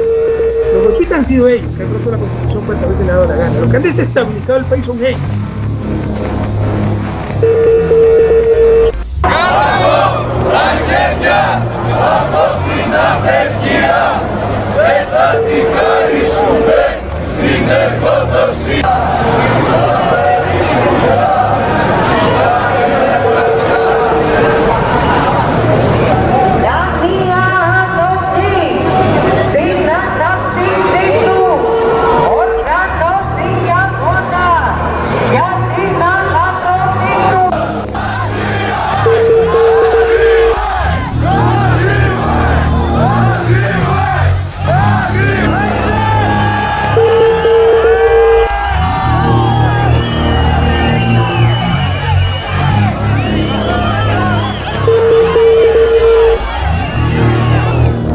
the details now from Igor Zhidanov. Igor, just run through then exactly what happened. Well, yeah, essentially on Wednesday, 9-year-old girl, Lisa, she went to school, she left home for school, and she never came back. And for some 24 hours, nobody knew as to what happened to her. Nobody knew anything about her whereabouts, what happened to her, whether or not she was all right at all, and so on and so forth. And there was very little, I should say, there was no official information coming in at the time. So relatives of the girl were growing desperate. Here's her aunt. Have a listen. I'm the girl's aunt. We really need help. We've been searching everywhere. If you can help in any way, please contact us. We've been looking for her since Wednesday lunchtime, when we realized that she's gone missing. Well, that was obviously before anything conclusive came through. And so by late night, people, the whole city, I should say, like a lot of people in that city, being put under such such information vacuum, they kind of took matters into their own hands. They self-organized, a mob formed, and so someone talked to someone, and then one thing led to another. So eventually they showed up at this garage sector, this area of there is nothing but garages there. This is where people store their vehicles, because they believed that the girl, the body of the girl, had been there, and they believed that the suspected murderer had been there as well. And when they came there, essentially they saw the police on site as well. And so they you saw the clip that we showed you earlier where they were rocking the vehicle, the police vehicle, yelling, open the door, because they did so because they believed that the suspect, that the person they blamed for the murder was inside. And so yeah, they lashed out at the police for keeping them out of the loop.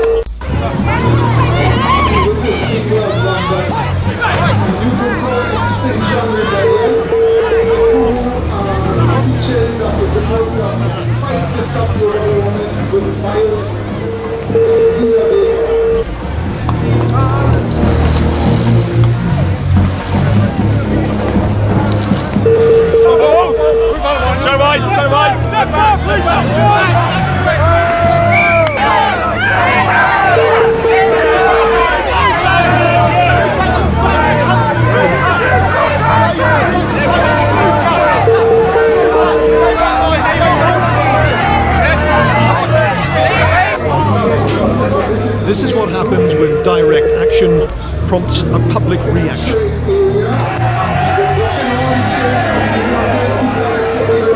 Anger erupted after a rush hour train was held up for more than 10 minutes, and neither station staff nor the police intervened. With other Extinction Rebellion members gluing themselves to trains, commuters couldn't understand why public transport had become the latest target. They're doing it the wrong way. They're doing it for the right reasons, but they're doing it the wrong way. No one should do that anyway, regardless of what it is. That's just out of order and it's not right. They could have killed themselves anyway. I think they've really shot themselves in the foot, to be fair. A lot of people getting public transport as opposed to getting their own transport. You guys are not the target. We're so sorry. Altogether, 3 trains were halted by rooftop protests. People at the station aren't very happy here, you can see. The cameraman who was streaming live pictures of the protest also became a target as passengers lost patience.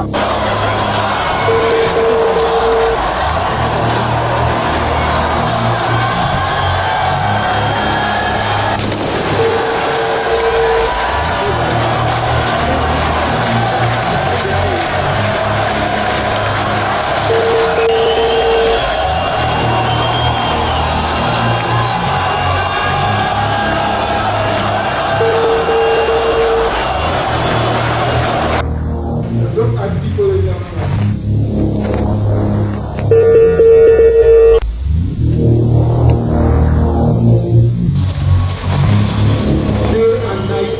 Activists in Lebanon are said to shut down the country for a fifth day in the largest anti-government revolt in 14 years. Protesters are furious at the weak government, poor services and economic downturn. Demonstrations erupted on Thursday at the introduction of new taxes.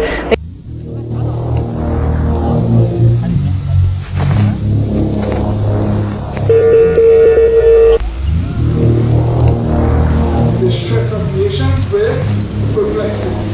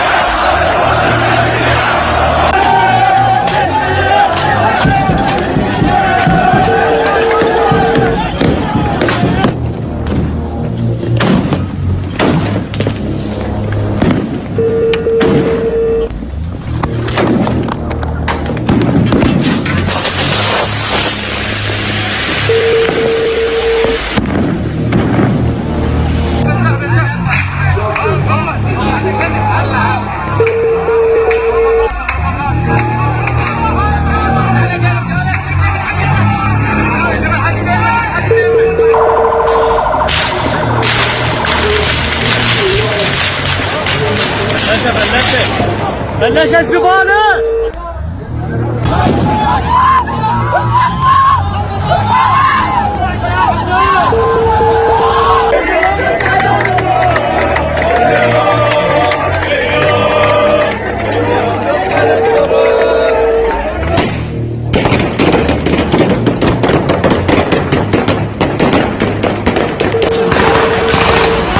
باجوا من منطقة الكباري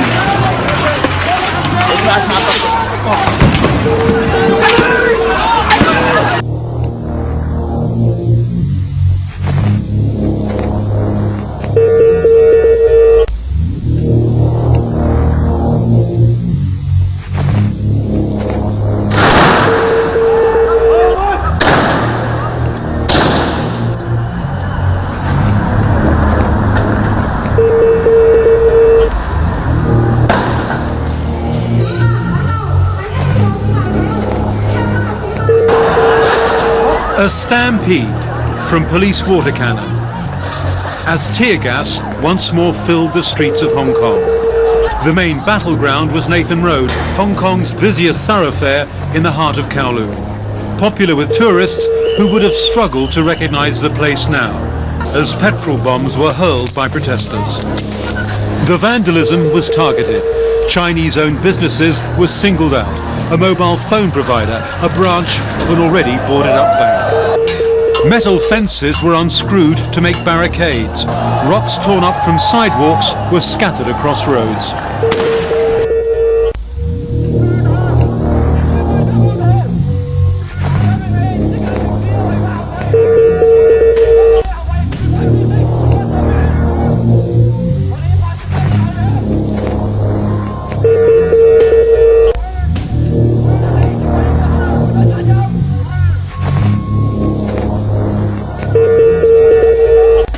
Scenes the world will not forget quickly. One of the busiest transport hubs on the planet brought to a standstill by protesters.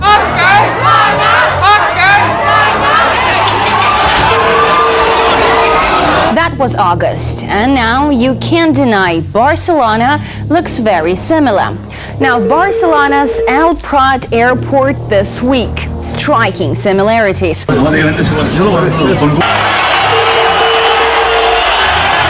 Protesters stormed the building, causing travel chaos, with hundreds of flights cancelled.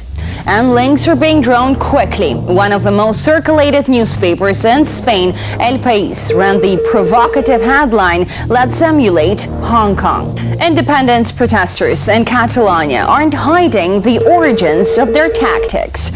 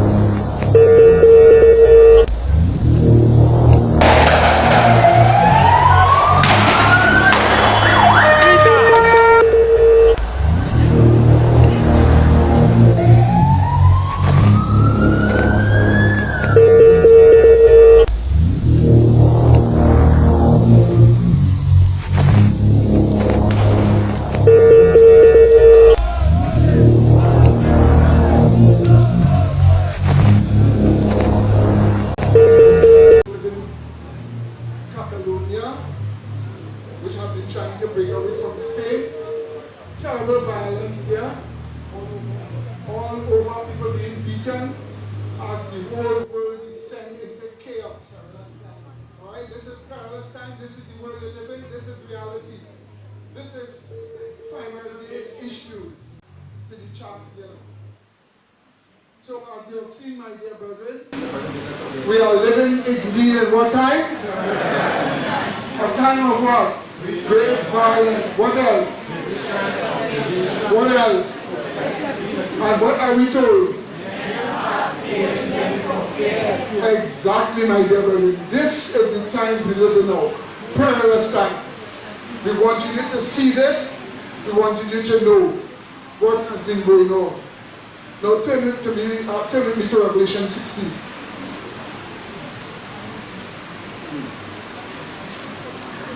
The Bible has admonition for the last church that lives in the very last time. And if you hear what God says to the last church that lives in the last time,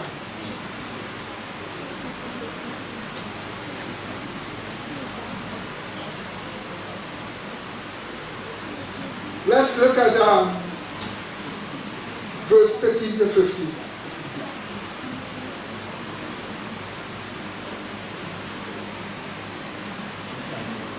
Is it found? Next chapter.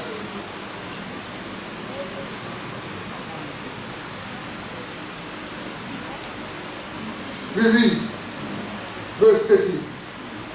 And I saw 3 unclean spirits like frogs come out of the mouth of the dragon, and out of the mouth of the beast, and out of the mouth of the false prophet. For they are spirits of demons, working miracles, which go forth unto the kings of the earth and of the whole world, to gather them to the battle of the great day of God Almighty. So this is the time when the 3 unclean spirits will work miracles to get us on the law path. So the church that is living at that time, what does God tell the church? Let's read. It says this. Notice again. Blessed, behold, I come as a thief. What did he say? The first one in Jesus, he says, behold, what? I come as a thief, which is Jesus returns as a what? Unseen thief. That's the first one. I come as a thief. Blessed is he that what? Watch it, and he that what? Keepeth his garment, lest he walk naked, be their shame. So the second warning is to watch for his second coming. Of course, he could only watch by faith, because the just shall live by faith. And you're while watching by faith to see his second coming, you're indeed watching your moral state. Because you're looking for his second coming by watching at your moral state, to make sure your moral state is not slipping. You want to ensure that you are not falling in your morality, because you know you wouldn't be prepared for his second coming. But you want to be prepared for his second coming, don't you? So when you're told to watch for his second coming, it is in effect telling you watch your moral state. Now some of you have become lax in dealing with your moral state. Some of you are getting fed up with dealing with your own self. And some of you have dropped in your sincerity. But you see, if you're looking for the second coming of Christ, you need to constantly watch your moral state. So you watch for the coming, not by looking physically up in the air, but by watching your what? Moral state. And that's why you always need to check yourself. Just as how you have to constantly make sure your car is clean, and you wash and keep your car clean, and your house is clean, you sweep it out. So you have to watch your own mind. Make sure evil doesn't reside there or find its place there. Make sure if you see any unfavorable trait in yourself, you get rid of it. Make sure if you see in yourself things that will keep you back, you deal with it by faith, by the revealed truths of the plan of salvation, and be serious about it. Don't you not know that that is how you're supposed to deal with yourself? You're not supposed to give in to the wrong, you're supposed to fight against the wrong. Don't let it come within you and pollute you. And if even self do come, immediately repent and seek restoration before God by rejustification and start to maintain yourself. There are a lot of scriptures I have here that shows us this. So you see, but notice it tells us, blessed is he that watcheth and keepeth his garment. So the church is already righteous. They are watching for Christ by watching for their moral state, but they're also seeking to maintain the garments of sinfulness, which is righteousness, by faith directed obedience. Because the Bible speaks about the righteousness of God into all, and what? Upon all them that believe, for there is what? No difference. Say, wherein the righteousness of God that way it in your heart. Amen, brethren? And then we are told, do we then make void the law through that faith? God forbid, what do we do? In your life. So, notice the beautiful admonition Jesus did the last morning to the last church. He tells that church, I am coming as a thief. And he tells that church, watch for my second coming by faith, by watching at your moral state. That's the reason why everybody here should be making an account of their moral state. Sometimes you have to do it for a person. It's not a nice thing. But you love your fellow men and you want them to be saved. But you must individually deal with your moral state. You must know that no sin is forever. Because sin will come to an end. Amen? And if he says you do this sin, they can't do it 24/7. So no sin is forever. Then why hold on to it? Why hold on to temporal things? Why not get your sincerity increased? We have, let me tell you something. I had to re-evaluate the strength of this church personally and see what God has done for us. And I found out many things. There's some still waiting for what? There are some who know that there's a terrible sin in their life and they're not really dealing with it. They're just trying to accommodate it. To be sometimes righteous, sometimes unrighteous. There's some like that. There are some, they know what they have to do, but they're lazy to do it because they love sitting wrong. There's some they don't want to fight with bodily energies to keep the faith. There are some covetousness is overriding the love for the truth. There are some passions are overriding their love for the truth. There are all different kind of problems. We are in a situation where you have to make up your mind where you're going. And there are people here making up their minds already. But too bad some are making up their minds in a bad way. And will walk no more with us. But you had a chance. And some of you have to go to a terrible crisis to make up your mind. To wake up and to become revived. But the point about it is, this is your special time and you have to deal with yourself. Are you listening? In the last warning for the church, for the last church, notice the miracles have been done by evil angels through different organizations. And while that is happening to get us on the law, God gives a last warning to the last church. Is that love?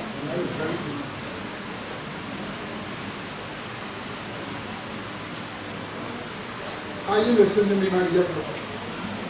And that is the reason why once the Holy Spirit shows you something wrong about yourself, you are supposed to decide in your mind you no longer want that wrong and ask God to replace it with the spirit of right. And He will do it. And He will show you to take that Bible out and study it, and it will help you. In this church, we have large books written, sold on Amazon, which, if you were to feed on them, there's so much things that will keep you in the faith for years and make you develop. What do you think happened here? Do you know how much of those topics you see that kept me in Christ? Do you know how much of them there kept me that I could be standing right here before you? Do you know those truths make a man become sound? That they won't pick up false doctrine and all over the place and conflate together and think you're preaching the truth? That you wouldn't be deceived by apocryphal books? Amen?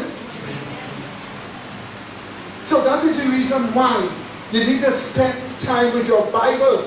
And these books have been provided for you by the grace of God, by the mercy of God, and brethren working hard to help you learn the essential truths that will make a man become sound and sane in final days issue. Are you listening to me, my dear brother? But alas, while all this is so, we have in the final days, Babylon gets worse. We are told they are fallen. So the false religions of Babylon will get worse. I have took some pictures and put it together in a video footage. I am telling you, you won't believe how far the Catholic Church has fallen. Now they are worshipping a little feathered serpent in the Vatican. And I want to show you actual pictures of it. In the Vatican, worshipping that. They're no longer making nice statues of the Virgin Mary, you know. They're now making horrible, naked, ugly statues. Naked woman statues of Pachamama. Pachamama to the indigenous people is the same as Lakshmi to the Hindus. That's right. And if you see these terrible things that are going on in the church, but I don't want to say it to you, I want you to see it for yourself. Let's look at the next video footage here. Pay careful attention. And read what you see on the screen while you are looking.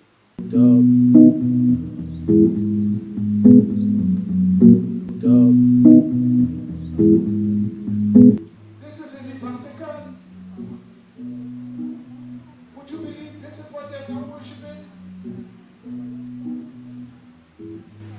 There is the Pope leading in it.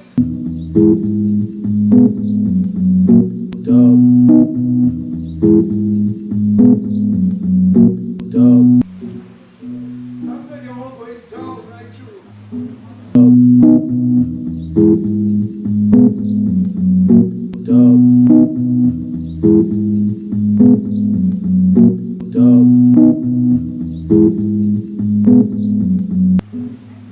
So now commission a new statue of immigrants for the Vatican's yard. This is the modern Catholic Church now, as they get worse and worse. There is the Pope again.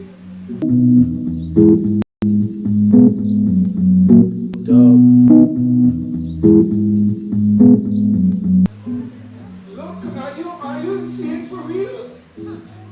Ugly looking idols, replacing traditional idols done, and all this is done by the Pope as he's destroying the church.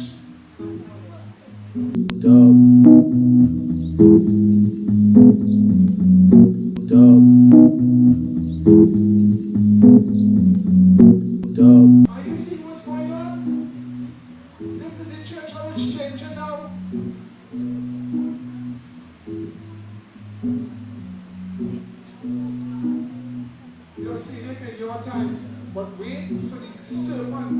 the devil now.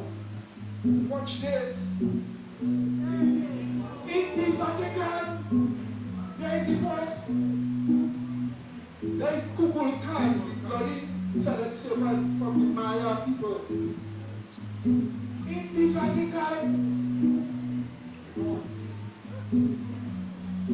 Do you see how worse they have gotten? People are fed up, and I will show you something that happened.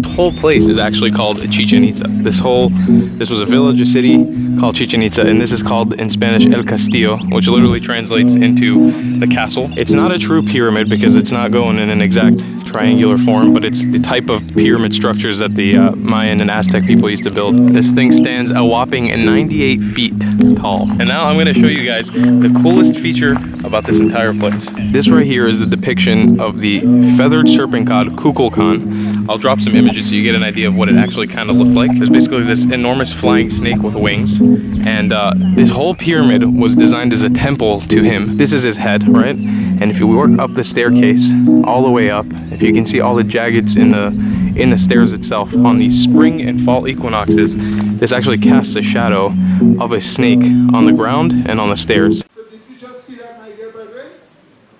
That, let me tell you, you see those stairs there? They used to pull out the heart of the individual on the top. And then it would have people waiting around to eat the body dead. And then they will take the body up, bash the body down the stairs.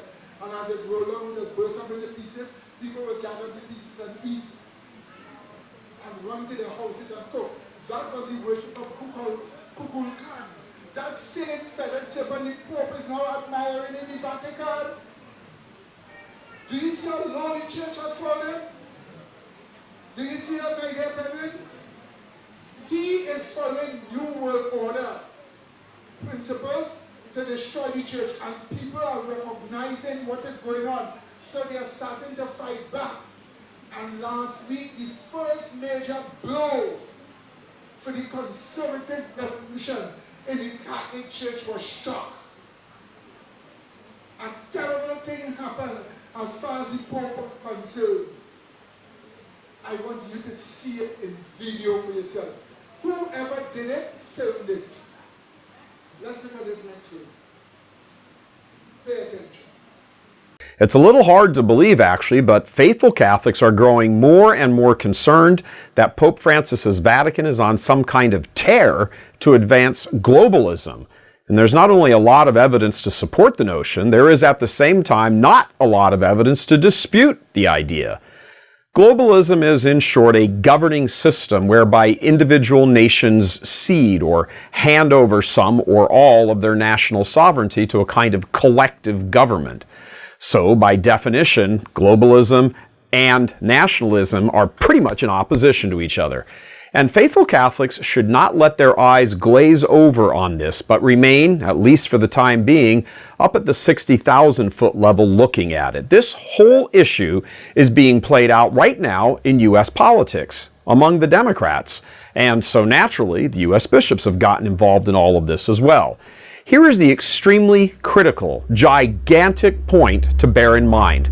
Globalism would usher in one supranational governing authority that would have complete control, as though every current nation were just a little single state in a worldwide nation. If any Catholic, Orthodox, or even dissenting can't see the immediate theological, political, and cultural problems with that, then they must have no pulse, brain, or both. The globalists have been running wild for the past few decades, extolling what they say are the advantages of globalism. Indeed, the very concept of the European Union is a regionalized stab at globalism, despite its difficulties. Pope Francis and his globalist cheerleader crowd in Rome are posturing that the very foundational concept of individual nations is now little else than they're just nostalgic entities, which have become overrun by giant transnational corporations. And to carry that thought further, these corporations are all greedy, exploit the poor of the earth, poison the environment, and are able to get away with all of it because they get to hide behind and operate through the laws of individual nations. So for the Pope, there's only one solution to all of this: abolish individual nations, make one world government, and rein in these greedy businesses with fines, penalties, and jail time if necessary. Good news at last from Rome and the Amazonian Synod, although the Vatican itself is furious over it. The pagan idols that the Vatican had brought into the Synod were surreptitiously taken in the early hours of the morning from the church they were located in and tossed unceremoniously into the Tiber River from the Ponte San Angelo. Here is the moment that 5 of the idols of Pachamama were pushed off the rail from the bridge and into the Tiber. It's uncertain precisely how many of the idols are in Rome. At least 5 were in the church of Santa Maria Transpontina. But in addition, there's at least one in the hall where the synod is actually going on, and perhaps another simultaneously in St. Peter's Basilica. But in either case, there are at least 5 of them no longer desecrating the church. Church Militant contacted those involved and received the following statement as to why they took the statues and threw them into the Tiber. Quote, "This was done for only one reason. Our Lord and Savior, Jesus Christ, His Blessed Mother, and everybody who follows Christ are being attacked by members of our own church. We do not accept this. We do not longer stay silent. We start to act now. Because we love humanity, we cannot accept that people of a certain region should not get baptized and therefore are being denied entrance into heaven. It is our duty to follow the words of God like our Holy Mother did.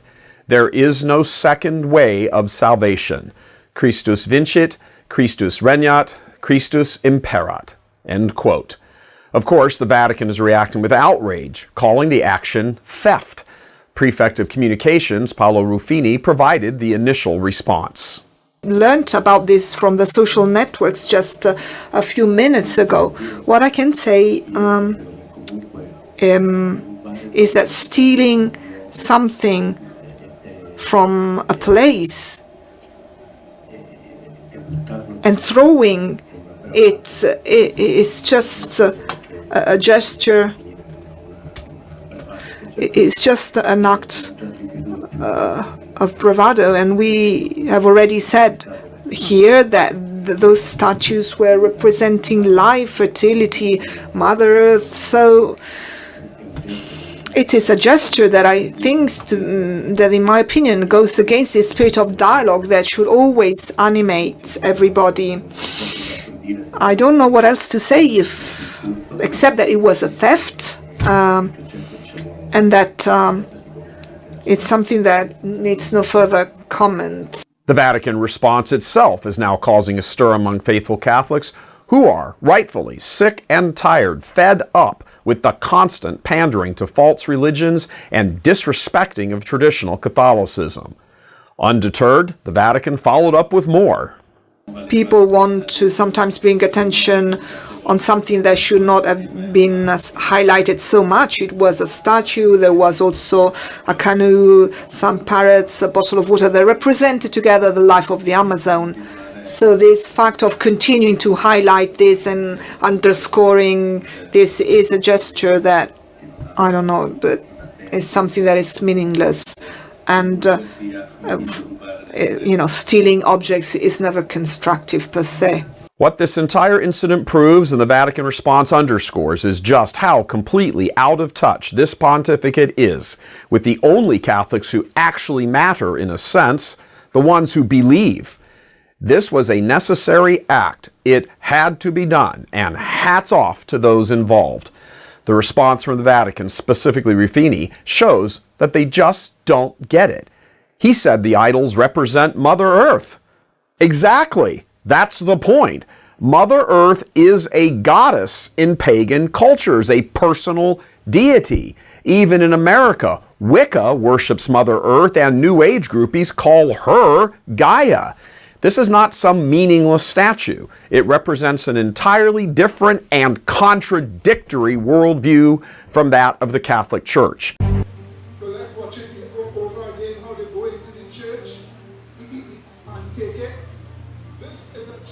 little way down from the Vatican, they transformed the whole inside of the church with the Pope putting up pictures of revolutionary people and people following the green philosophy and a whole set of things. So the church is a display for the modern Catholic church that you want. They put up all these things on altars. And they have these statues all over the place. The Pope was behind it. So the people went early in the morning and took 5 of them that they found. These are the people going and take it.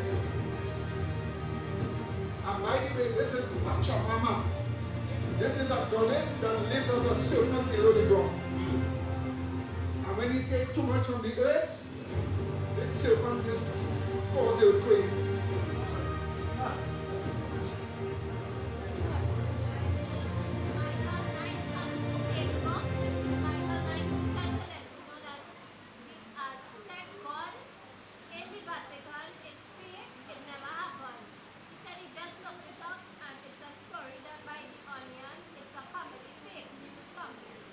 I know they would say that, but it is not true. Because I actually got the original clip with the Pope here. But you see, they're always saying those things.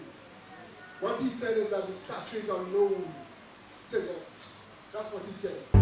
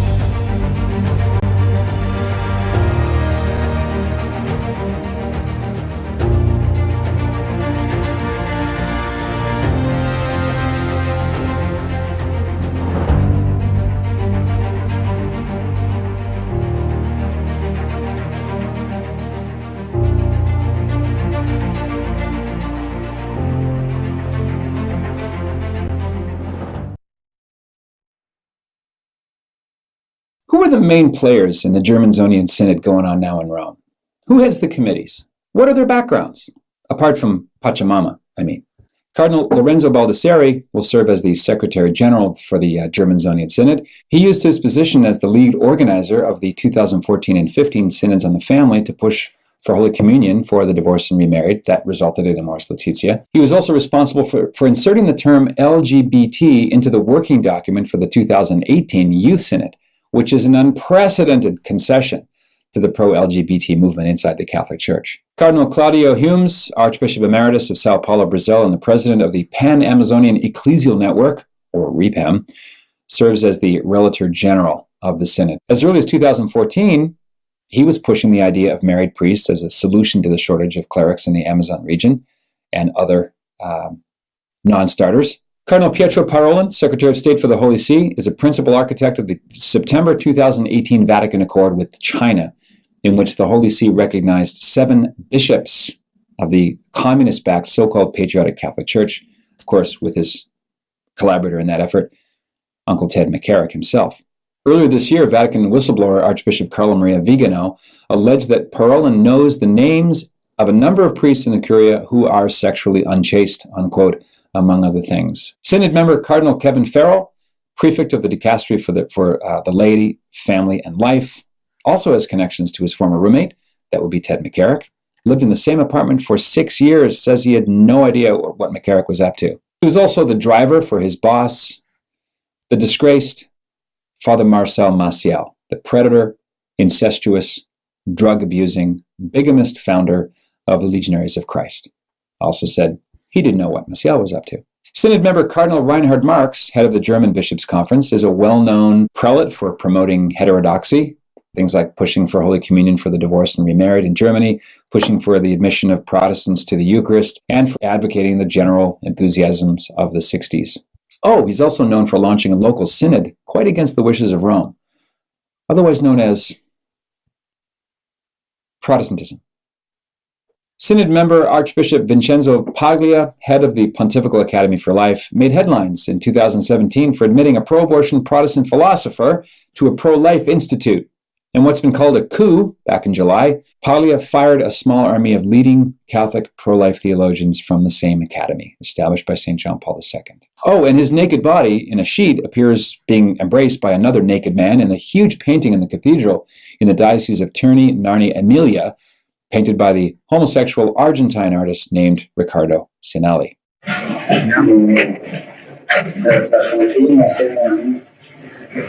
Senza intenzione di guardare senza libertà prima di tutto questa successa a Roma come vescovo io chiedo da Roma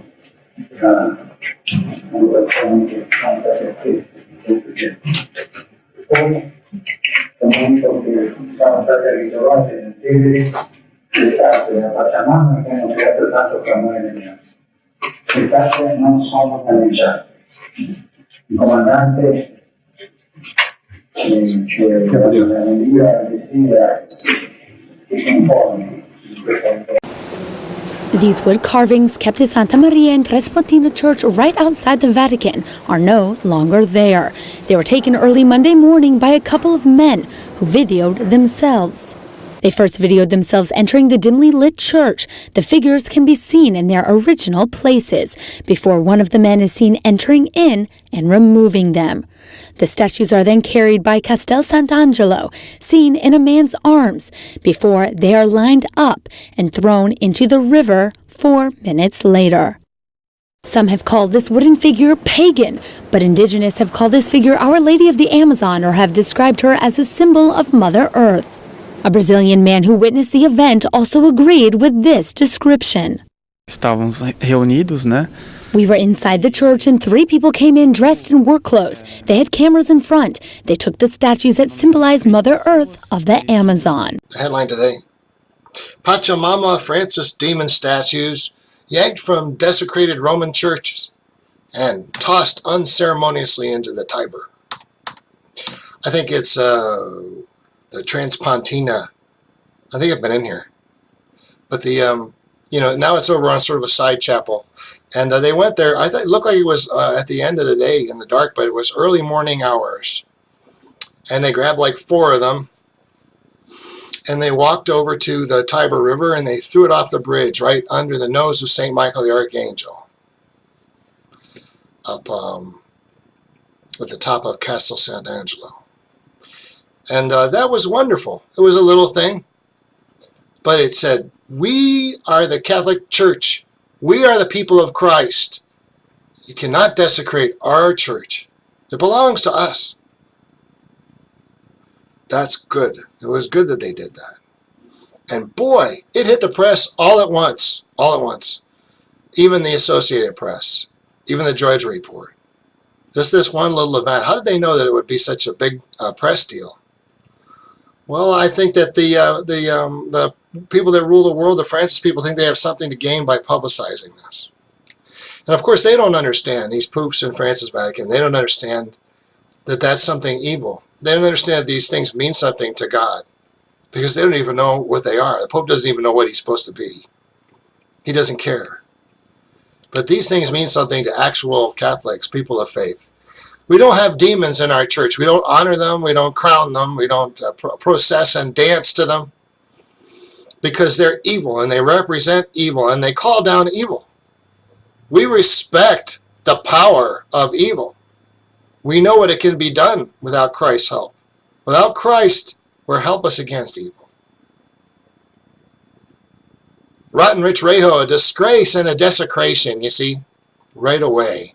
These Francis fiends, they know exactly what they're going to do. They're going to say that we desecrated. They're always moving ahead. They never back up. You steal one of the statues, we call it a holy thing. And we say, you desecrated it. But the thing is that is Francis's religion. In Francis's religion, that's desecration. And because we know when the people who stole these statues and threw them in the river, that's Francis's religion. It means everything. Nasty Mike Lewis, one of those was blessed by the Pope. There we go. You see, the Pope is the problem. Every single thing that he pushes, every single evil thing that he pushes in the name of God is a Democrat policy point. He's not of the peoples at all. He's an elite. He'll tell you what Pachamama means, okay? Because he's the Pope, and he even blessed one of those, like Nasty Mike Lewis says. Oh, the Francis blessed it, so it's our religion now. You see, Francis is just like Pachamama. Somebody needs to go in there, pick up Francis, and yank him out of the church. He needs to be removed, and the people need to do it. Two faithful cardinals have even warned that the working document for the synod amounts to apostasy. These concerns were flamed from the very beginning of the synod this month, when the Pope presided at a ceremony in the Vatican Gardens in which participants bowed down to a statue that many have taken as pagan. The Vatican has failed to dispel concerns or clarify what the statue is. This allegedly pagan statue has been a regular presence at the synod and was set up prominently in a church down the road from St. Peter's Basilica. Now, the big news out of Rome this morning is that some unidentified Catholics entered the church and took the statues, then carried them to the Tiber River and threw them in. LifeSite News' Rome correspondent Diane Montaigne had the story and video out first thing this morning, and it's become the talk of the day in Catholic media. Remember that pagan statue of Mother Earth in the Vatican Gardens, before which a group of people prostrated themselves while the Pope and the Curia cardinals looked on? Well, that same pagan idol was in St. Peter's Basilica, as you will see in this video, and the Pope and cardinals were actually praying in front of it. Beyond that, the statue is now in a central church just down the street from St. Peter's, and it's even worse than you think. First off, there is still no official explanation of the Vatican Garden pagan ceremony with the full prostration and female priestess leading the ceremony. We've asked the Holy See press office about it, and we're still waiting for an explanation. That reply from the bishop at the First Synod press conference, who said, well, it might have been Mother Earth or maybe a statue of the Virgin Mary. Remember, it was a nude statue, by the way. It just didn't cut it. So beyond that, the pagan statue was processed into St. Peter's Basilica on a kind of a boat, with a circle of chanting and dancing people surrounding it when it landed there on the floor of the basilica. And you can view the cardinals joining in with the chanting and dancing inside St. Peter's Basilica itself. You'll also see in this photo Pope Francis and various cardinals also offering prayers before it. Thanks to the footage shot by LifeSite's videographer Jim Hale in Rome for the Synod, we can show you the idol of this Mother Earth is now stationed in the Santa Maria in Transpontina Church, which is just down the street from the main road to the Vatican, Via della Conciliazione. Jim tells me that the beautiful church has been sort of transformed into like a trade show or exhibit hall of sorts for globalist eco-socialism, with most of the side altars in the beautiful church taken up with such displays. Along with the pagan idol of Mother Earth in the church, you'll find this very disturbing poster of a topless indigenous woman with a baby over one shoulder while she breastfeeds what appears to be a live weasel. This is insane. This is in a church. This is syncretism. It's why it feels like there's a false church being set up. The American grandson of an indigenous ex-shaman was appalled when he saw a video of the Amazonian religious ceremony that took place in the Vatican Gardens last week. His name is Rex Crisanto Delson, and he told LifeSite News, and I quote, I saw this ceremony that was performed in the Vatican garden, and I couldn't believe my eyes, he said. There were idols, and even a Franciscan participated. He said, I later learned that an Amazon tribal leader confirmed it was purely pagan. Did the Catholics who participated and supported such a vile act not know it was pagan? He asked. Delson said that even if they didn't know then, they should know now. He said, and I quote, "There's no excuse from here on out to claim they didn't know that they were violating the first commandment." And he quoted from Psalm 95:5 in saying that all gods of the Gentiles are devils. LifeSite reporter Dr. Micah Hickson, who has done in-depth research on the Amazon Synod and its origins, has found that the first appearance of the Earth Mother idol, now being hailed around the Vatican, was in a 2017 brochure of one of the main coordinating groups of the Synod called RAPAM. Here, you can see it for yourself, this famous idol in the 2017 brochure of RAPAM. The document is entitled Meeting Minutes, Church with an Amazonian and Indigenous Face, and in it you will read syncretism in full, the strange combination of true and false religion. One speaker is quoted, her name is Ernestina Lopez, and she speaks of the essential aspects of indigenous theology, and she says, and I quote, "With great respect and reverence for God, reverence to God, creator, shaper, heart of the sky, heart of the earth, mother, father of all beings, of creation and all peoples. We are people who possess a message of hope for the rest of the world that is without hope, a message that comes from the true Mother, Father God, for whom we live, who was venerated since ancient times by our ancestors. The living word of our people was rejected and thrown aside by those who say they own science and knowledge and therefore the word of God, while the oral tradition of our wisdom was systematically ignored." We are also being told that there is a recommendation that Catholics will need to start confessing sins against ecology. And let me tell you now, please do not come into my confessional and confess how many carbon footprints you have left wherever you have gone. I will assign you one Hail Mary for every carbon footprint that you confess in the Holy Sacrament. Beyond the Synod, and during this same 2-week period, it has been widely publicized that an Italian journalist published words of an interview that he alleges to have had with Pope Francis, in the course of which he alleges at least and attempts to quote, or at least closely repeat, what Francis said, to the effect that Francis denies that our Lord Jesus Christ, throughout his time here on earth, denies that he was divine. Hear that again. This journalist alleges that Pope Francis told him quite clearly that Francis does not believe that Jesus Christ was divine while here on earth. What is startling, in addition to that allegation, is that Pope Francis has made no attempt to publicly deny that allegation that has now been published worldwide. And even the Vatican response to it was not an explicit denial as such. It was a statement to the effect that, well, the words of this journalist may not be reliable.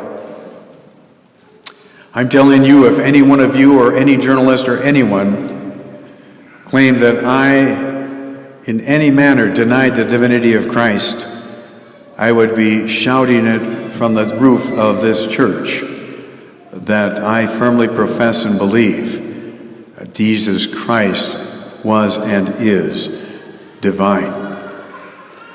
And during this 2-week period, it is now being reported by at least some sources that there has been a police raid within the Vatican, and that apparently there has been uncovered some sort of major financial scandal to the tune of upwards of a equivalent of $500 million that may involve Peter's Pence, which is a collection taken up from churches worldwide and entrusted to the Vatican and to the Pope to help in particular the church in poor places and poor countries, that upwards of $500 million has been badly misused and fraudulently used.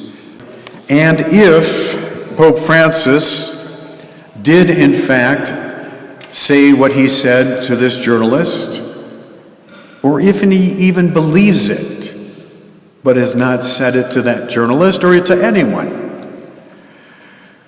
if he said it, if he believes it, he's not Christian. He's not Catholic. He is an apostate. Is that our rule of worship follows our rule of belief. Common terms, if we change the way we worship, we will change the way we believe, because we need to be consistent. So are they changing the way we worship? Well, we were in Santa Maria di Transportina, that church that is serving as Pan-Amazonian headquarters. And lo and behold, what did we discover there? But that little idol that made so much news and caused so much controversy back on October 4th in the opening ceremony. All of these shots that you see were actually taken in that church with all of these displays before Catholic altars. And you'll see this idol, which by all indications is Pachamama. Now, who is Pachamama? You can look this up for yourself. It's all over the internet. She is considered by the Amazonian cultures to be Mother Earth, what the Greeks would have called Gaia. She's a fertility goddess in charge of harvesting and planting, but there's more. She actually sustains all life on Earth. And then her shrines, well, they're rocks and trees. But she's a cruel goddess who demands much sacrifice, that payment be returned to the earth, and if she is not satisfied or too much is taken from the earth, they believe that she will be angry and cause all the natural calamities or earthquakes that we see happening around the world. Now it gets worse, because the Incas, in their mythology, describe her as a dragon. A dragon that lives beneath the earth, beneath the mountains, and will shake the earth when she is upset, demanding men remember her and offer her greater sacrifice. When you're a Catholic, what does that sound like? A dragon living beneath the earth.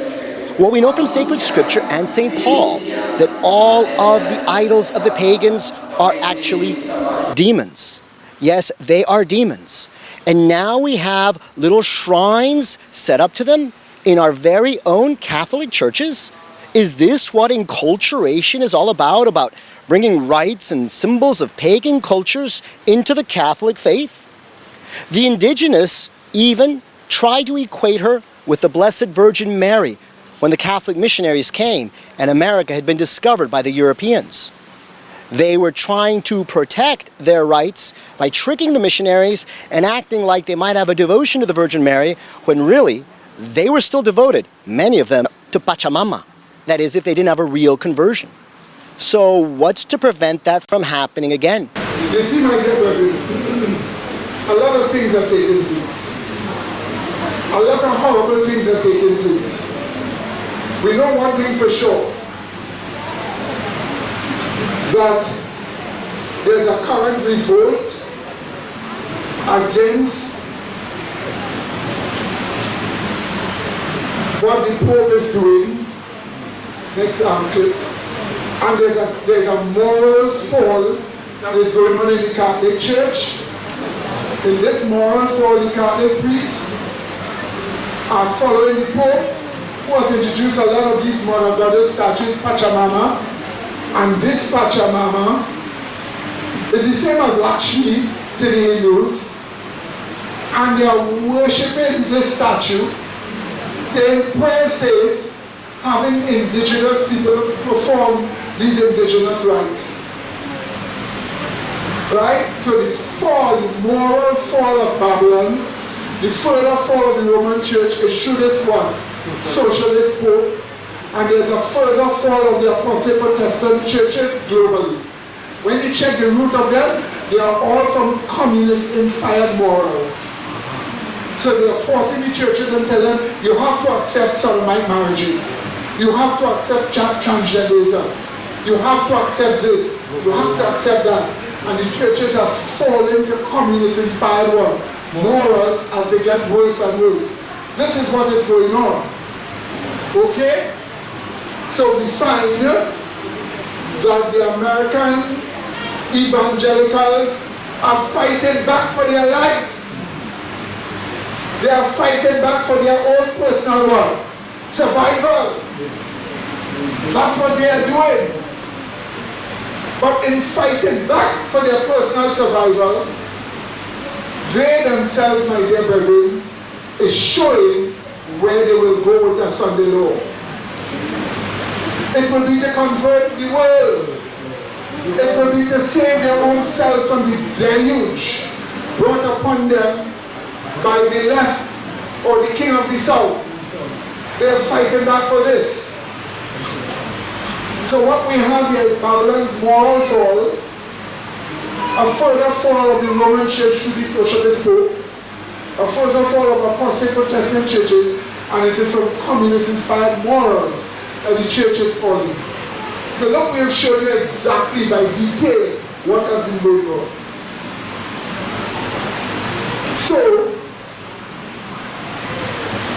one last video we're going to show you now. Well, the Vatican pushing back on reports that Pope Francis does not believe in hell, saying His Holiness was simply misquoted by a journalist when he said, quote, "There is no hell, there is only the disappearance of sinful souls." Well, the Vatican basically called the story fake news, saying his alleged statement was not a, quote, faithful transcription of the words of the Holy Father. Joining me now to talk about it, Pastor Robert Jeffress, who is leader of the First Baptist Church of Dallas and a Fox Business contributor. Thanks so much for being with us. Thank you, Pastor, this is right up your alley because you wrote a book called Hell Yes. I confess I haven't read it, but I'm inspired now to read it. So what do you make of this? Well, look, first of all, I wasn't in the room with the Pope, so I don't know what he said or he didn't say. I do think it's strange in that Vatican statement that if the Pope was really misquoted, why doesn't the Vatican issue a simple statement that says the Pope believes in a literal hell? Democratic presidential hopefuls Beto O'Rourke and Julian Castro grabbing headlines for threatening churches and religious institutions like schools or charities with stripping their tax-exempt status if they don't endorse same-sex marriage. Let's talk about it with former New York City public advocate candidate Nomiki Konst and Fox News contributor from the First Baptist Church of Dallas, Pastor Robert Jeffress. Thank you both for being with us tonight. Thank you, Shannon. Thank you, Shannon. All right, I want to play just a couple snippets of what they had to say last night.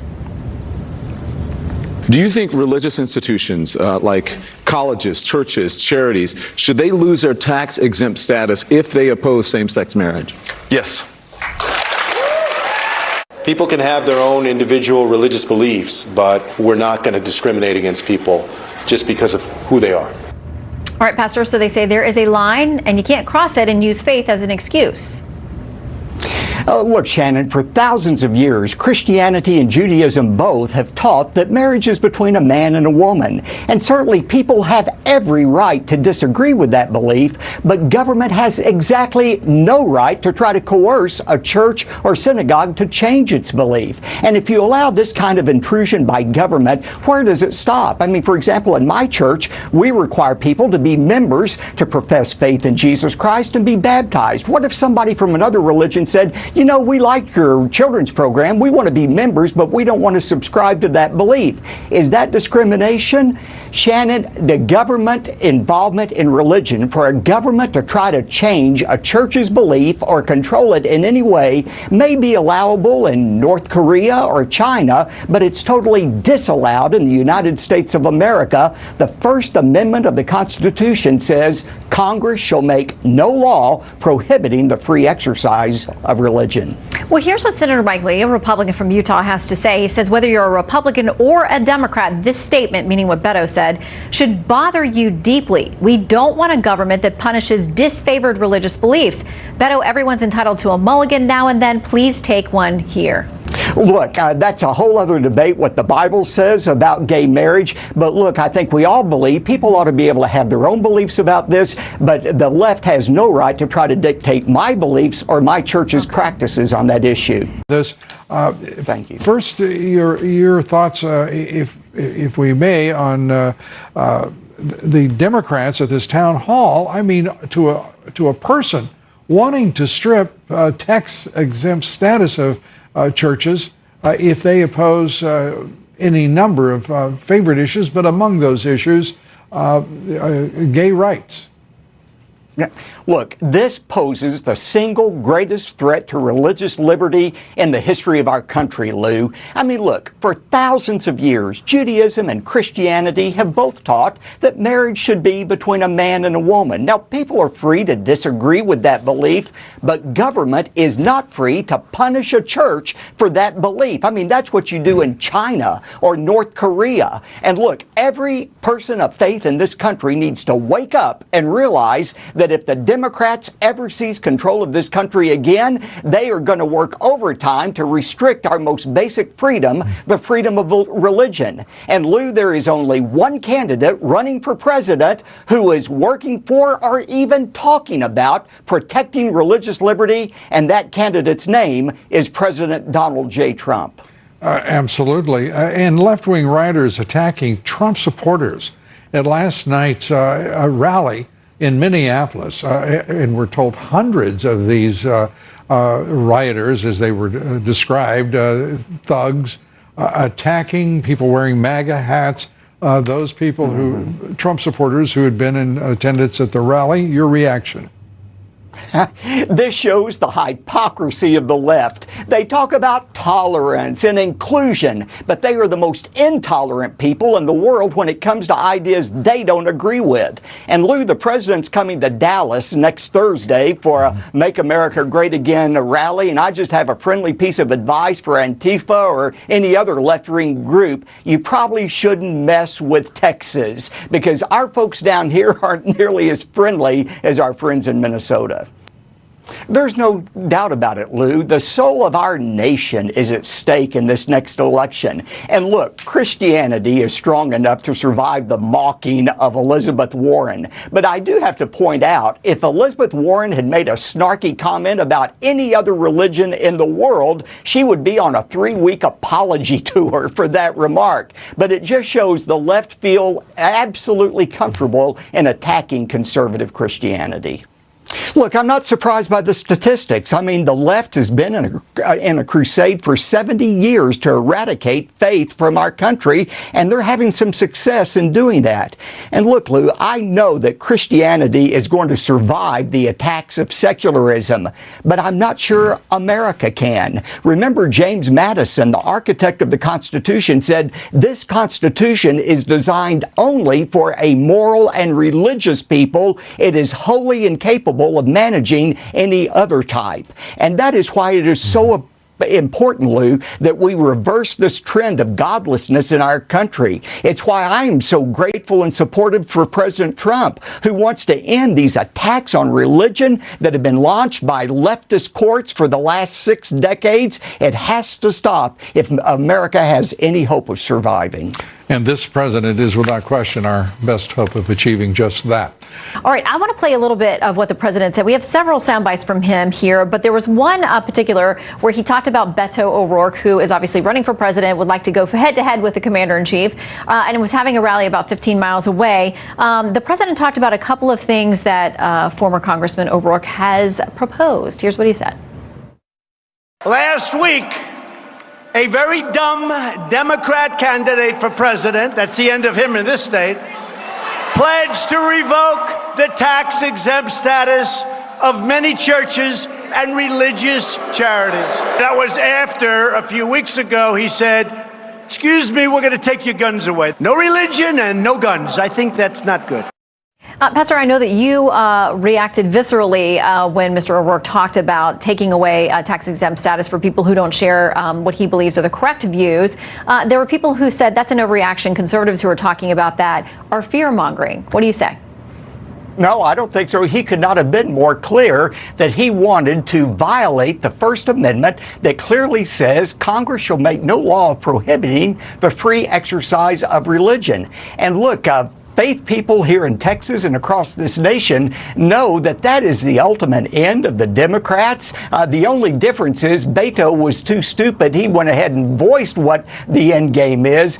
The other Democrats are smoother about that and what they want to see happen. And, you know, you take not only the removal of the tax-exempt status of churches, but you look even this week, Tuesday night at the Democrat debate, you had Democrats talking about abortion being a sacrosanct belief. Of course, they never use the word abortion. They talk about women's reproductive health. Well, I wonder how that works out for the 300,000 children, females, who are murdered in the womb every year through abortion. How does that help protect their wives, their health? And look, whether it's taking away the First Amendment, freedom of religion, the Second Amendment, freedom of arms, or the most important gift of all, found in the Declaration, the gift of life, the Democrats are about taking away rights, and Donald J. Trump is about protecting our rights, and that's why he's going to win in a landslide in 2020. I'm guessing Ethan would disagree with most of what you had to say, so let me play a little bit what the president said, because I found tonight that some of the biggest cheers he got were when he brought up this issue of abortion. He talked about the Virginia governor, himself a doctor, who'd made comments about what happens to a baby who survives an abortion. Here's what the president said on that tonight. That crackpot governor from Virginia executes the baby after birth. You saw that. That's why I've asked Congress to prohibit extreme late-term abortion, because Republicans believe that every child is a sacred gift from God. Yeah, look, the real issue here is the First Amendment, and it wasn't about hiring, it was about opposing gay marriage, is what Beto said. And look, does that mean a synagogue has to hire a gay rabbi? Does a mosque have to hire a gay imam, or churches forced to hire somebody who has a lifestyle that completely contradicts what they believe? That is preposterous, and yet that is the Democrat Party of today. So let's now go to the next chapter. Let me read for you Great Controversy, page 588, 589. Here's what Mrs. White tells us. Papists, Protestants, and worldlings will alike accept the form of godliness without the power, and they will see in this union a grand movement for the conversion of the world and the ushering in of the long-expected millennium. So this is what they're seeking to do. When the Sunday law comes, it is to save the apostate Protestants from being destroyed by the tide of corruption from the socialist left. It is also to save the Catholic Church from being destroyed by the tide of moral corruption from socialism. And this is through the conversion of the world to bring in what? The millennium. That is what it is all about. So you see, it's not about global warming and a green Sunday. It's about saving themselves from destruction. Do you get that clear, my dear brethren? Do you get that clear? And while all this is occurring in the final days, we are to keep the solemnity of the Day of Atonement, which has been occurring since the 22nd of October 1844 down to this current time. We are to have a spirit of solemnity. Now we know there is a discussion going on about the 22nd of October, and we're going to be talking about that very soon, going into history I'm going into real science to show the real point. But we want you to know that our church has taken the right position on this matter. Let me quote for you Great Controversy, page 400. Here is what Mrs. White says. I quote, "The 10th day of the 7th month, the great day of atonement, the time of the cleansing of the sanctuary, which in the year 1844 fell upon the 22nd of October." So we have the confirmation of God himself from the spirit of prophecy that in 1844, the 10th day of the 7th month fell on the 22nd of October. We know that there are some that says you cannot find the 22nd of October in the 7th month. We are telling them they are making a mistake. Because all they have to do is to find out that from 4 BCE to 1844, there has been 121 19-year cycles. And at the end of each 19-year cycle, the date for the new moon goes back to the original date. But outside of the 19 years, changes take place. Is it not shocking that in 1844 was 1 year outside of the 19-year cycle? 121 19-year cycles and 1 year outside of that was 1844 that year. It's not shocking. But you see, they don't understand that that was a late year. You don't start from March, April for the first month. You start from April, May for the first month. And that's what they knew it in that time. But if you start from April, May, you're going to November. Therefore, covering the 22nd of October within the 7th month. But the wherewithal and the intricacies of it, we'll talk about that. But we stand in the right position. What do you think? We stand in the right position.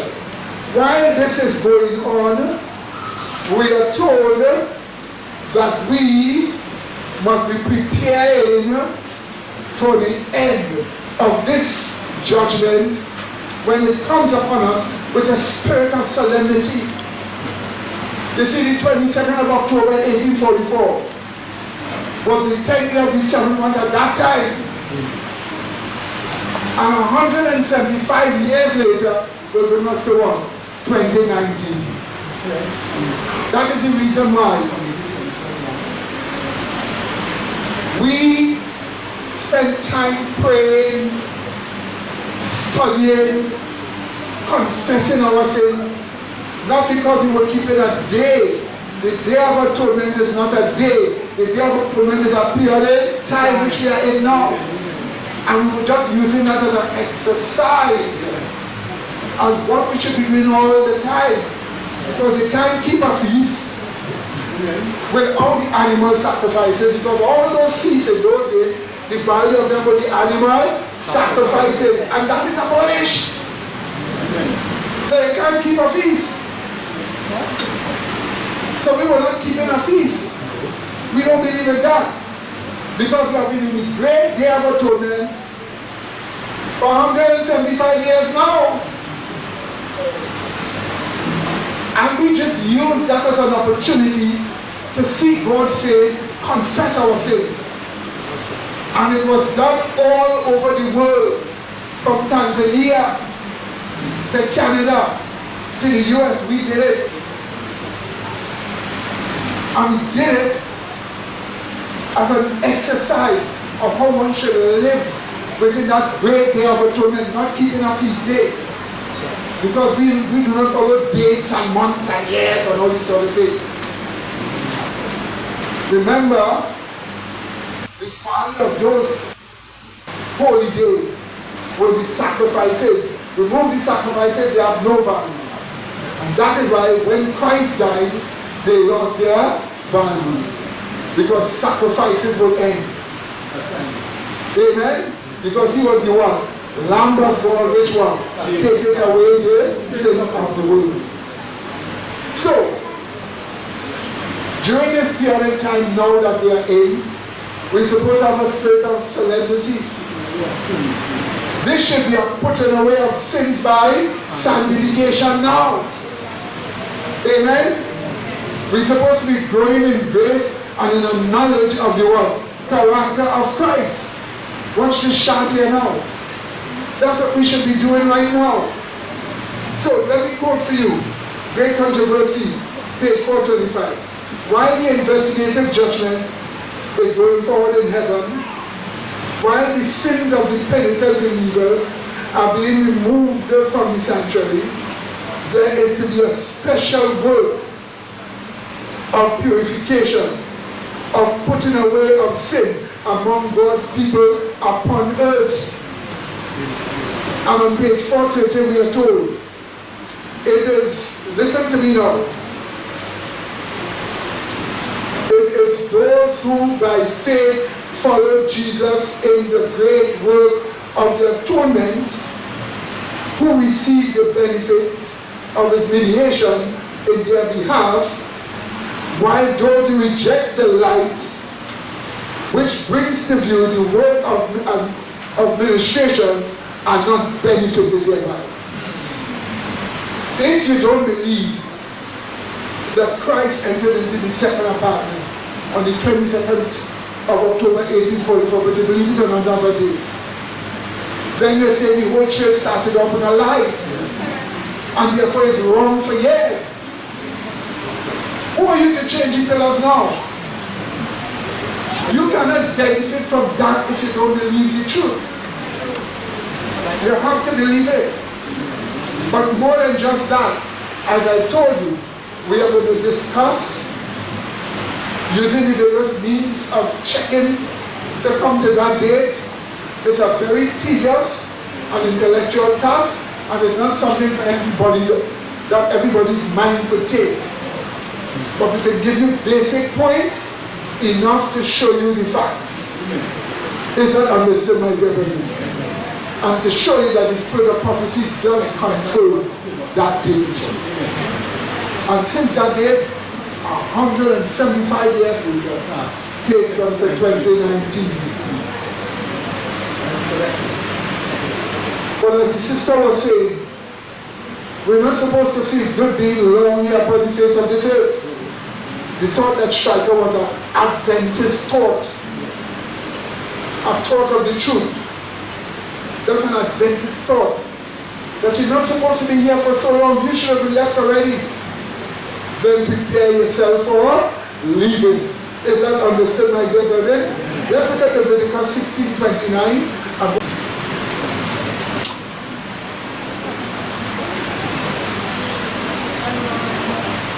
Leviticus 16.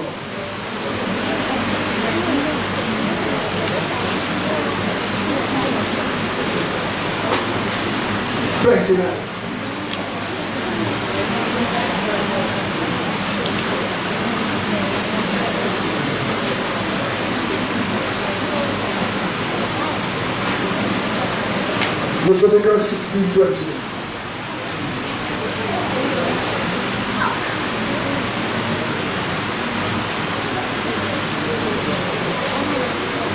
And there shall be a statute forever unto you, that in the 7th month, on the 10th day of the month, you shall afflict your soul and do no work at all, whether it be one of your own country or a stranger that sojourneth among you. What were you supposed to do? Afflict your soul, which basically is humble your soul. And you humble your soul, you humble yourself by seeing the greatness of God and not being proud and rebellious. When you see the greatness of God, you recognize you are nothing and you submit to God for change. Are you listening to me, my dear brethren? Probably we can look at 2 Peter 3, 11 and 14 to finish off.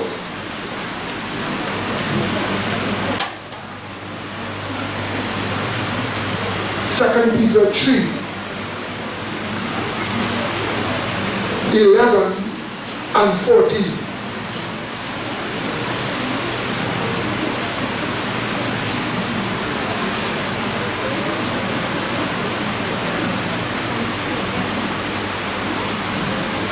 We read verse 11. Seeing then that all these things shall be what? What manner of persons ought ye to be in all holy? The actual Greek word is behavior. In all holy behavior with what? Godliness. Did you not see that, my dear brethren? That is how God wants us to be. You must make sure your behavior is godly. Judge yourself. How are you living? Make sure your behavior is what? Godly. Because look what's going to happen. And then let's look at verse 14. Wherefore, beloved, seeing that you look for such things, be diligent that you may be found of him in peace. What? Without spot and another way of saying sin-free. So you want to be found sin-free at that very moment. And that's the reason why in this church we have gotten a chance to have that sin-freeness. All you have to do, repent of your sins, accept Jesus as your Savior, and let him change you, make you different. Is it understood, my dear brethren? And he will show you to maintain that sin-freeness. So may God bless you. We've shown you all of these things for you to know that these are the final day issues we are facing. Some of the films there was more horrible, but I cut it short. Or when we put it up, you'll get the whole thing on the internet. So you'll get the whole video. That you're going to see everything uncensored. Yeah. Somebody call? Yeah. When God showed me investigative judgment, right? When the Holy Spirit revealed to me this week about the investigative judgment, right? This Christ, we have to keep it consciously that Christ is the most holy place, right? Appealing for our case, right? And that means when probation closed, there will be nobody to appeal for our case. So this hit me this week, right? Because I really studied this whole thing. But now that the Holy Spirit showing me that the 7 pillars had to do with this. Yes. So that is why you're teaching about being sin-free. Amen. Amen. So to remind us that we have a church. So when we preaching, we let people know about this investigative judgment and that we must be righteous. Amen. Amen, my dear. See, the Holy Spirit is indeed teaching. Amen. Just let us make sure he keep us that way. What do you say? And don't let yourself stumble. Amen, brethren. So remember these things which we spoke about. Please stop. So please let us put our heads on this thing. Let us pray. Gracious, loving Father, please forgive us of our sins by justifying us and making us righteous. Please grant us your Holy Spirit in our hearts and grant us the spirit of holiness, of solemnity, a sense of your presence, and keep us this way away from all sin to prepare us for the end which is swiftly coming. Bless the brethren here, Father, and help them all to learn these truths and to prepare for the end, and to help others also to prepare for the end. But we thank you for what you have shown us. We humble ourselves to you, Father, in this day of our doing. In Jesus' holy name. Amen.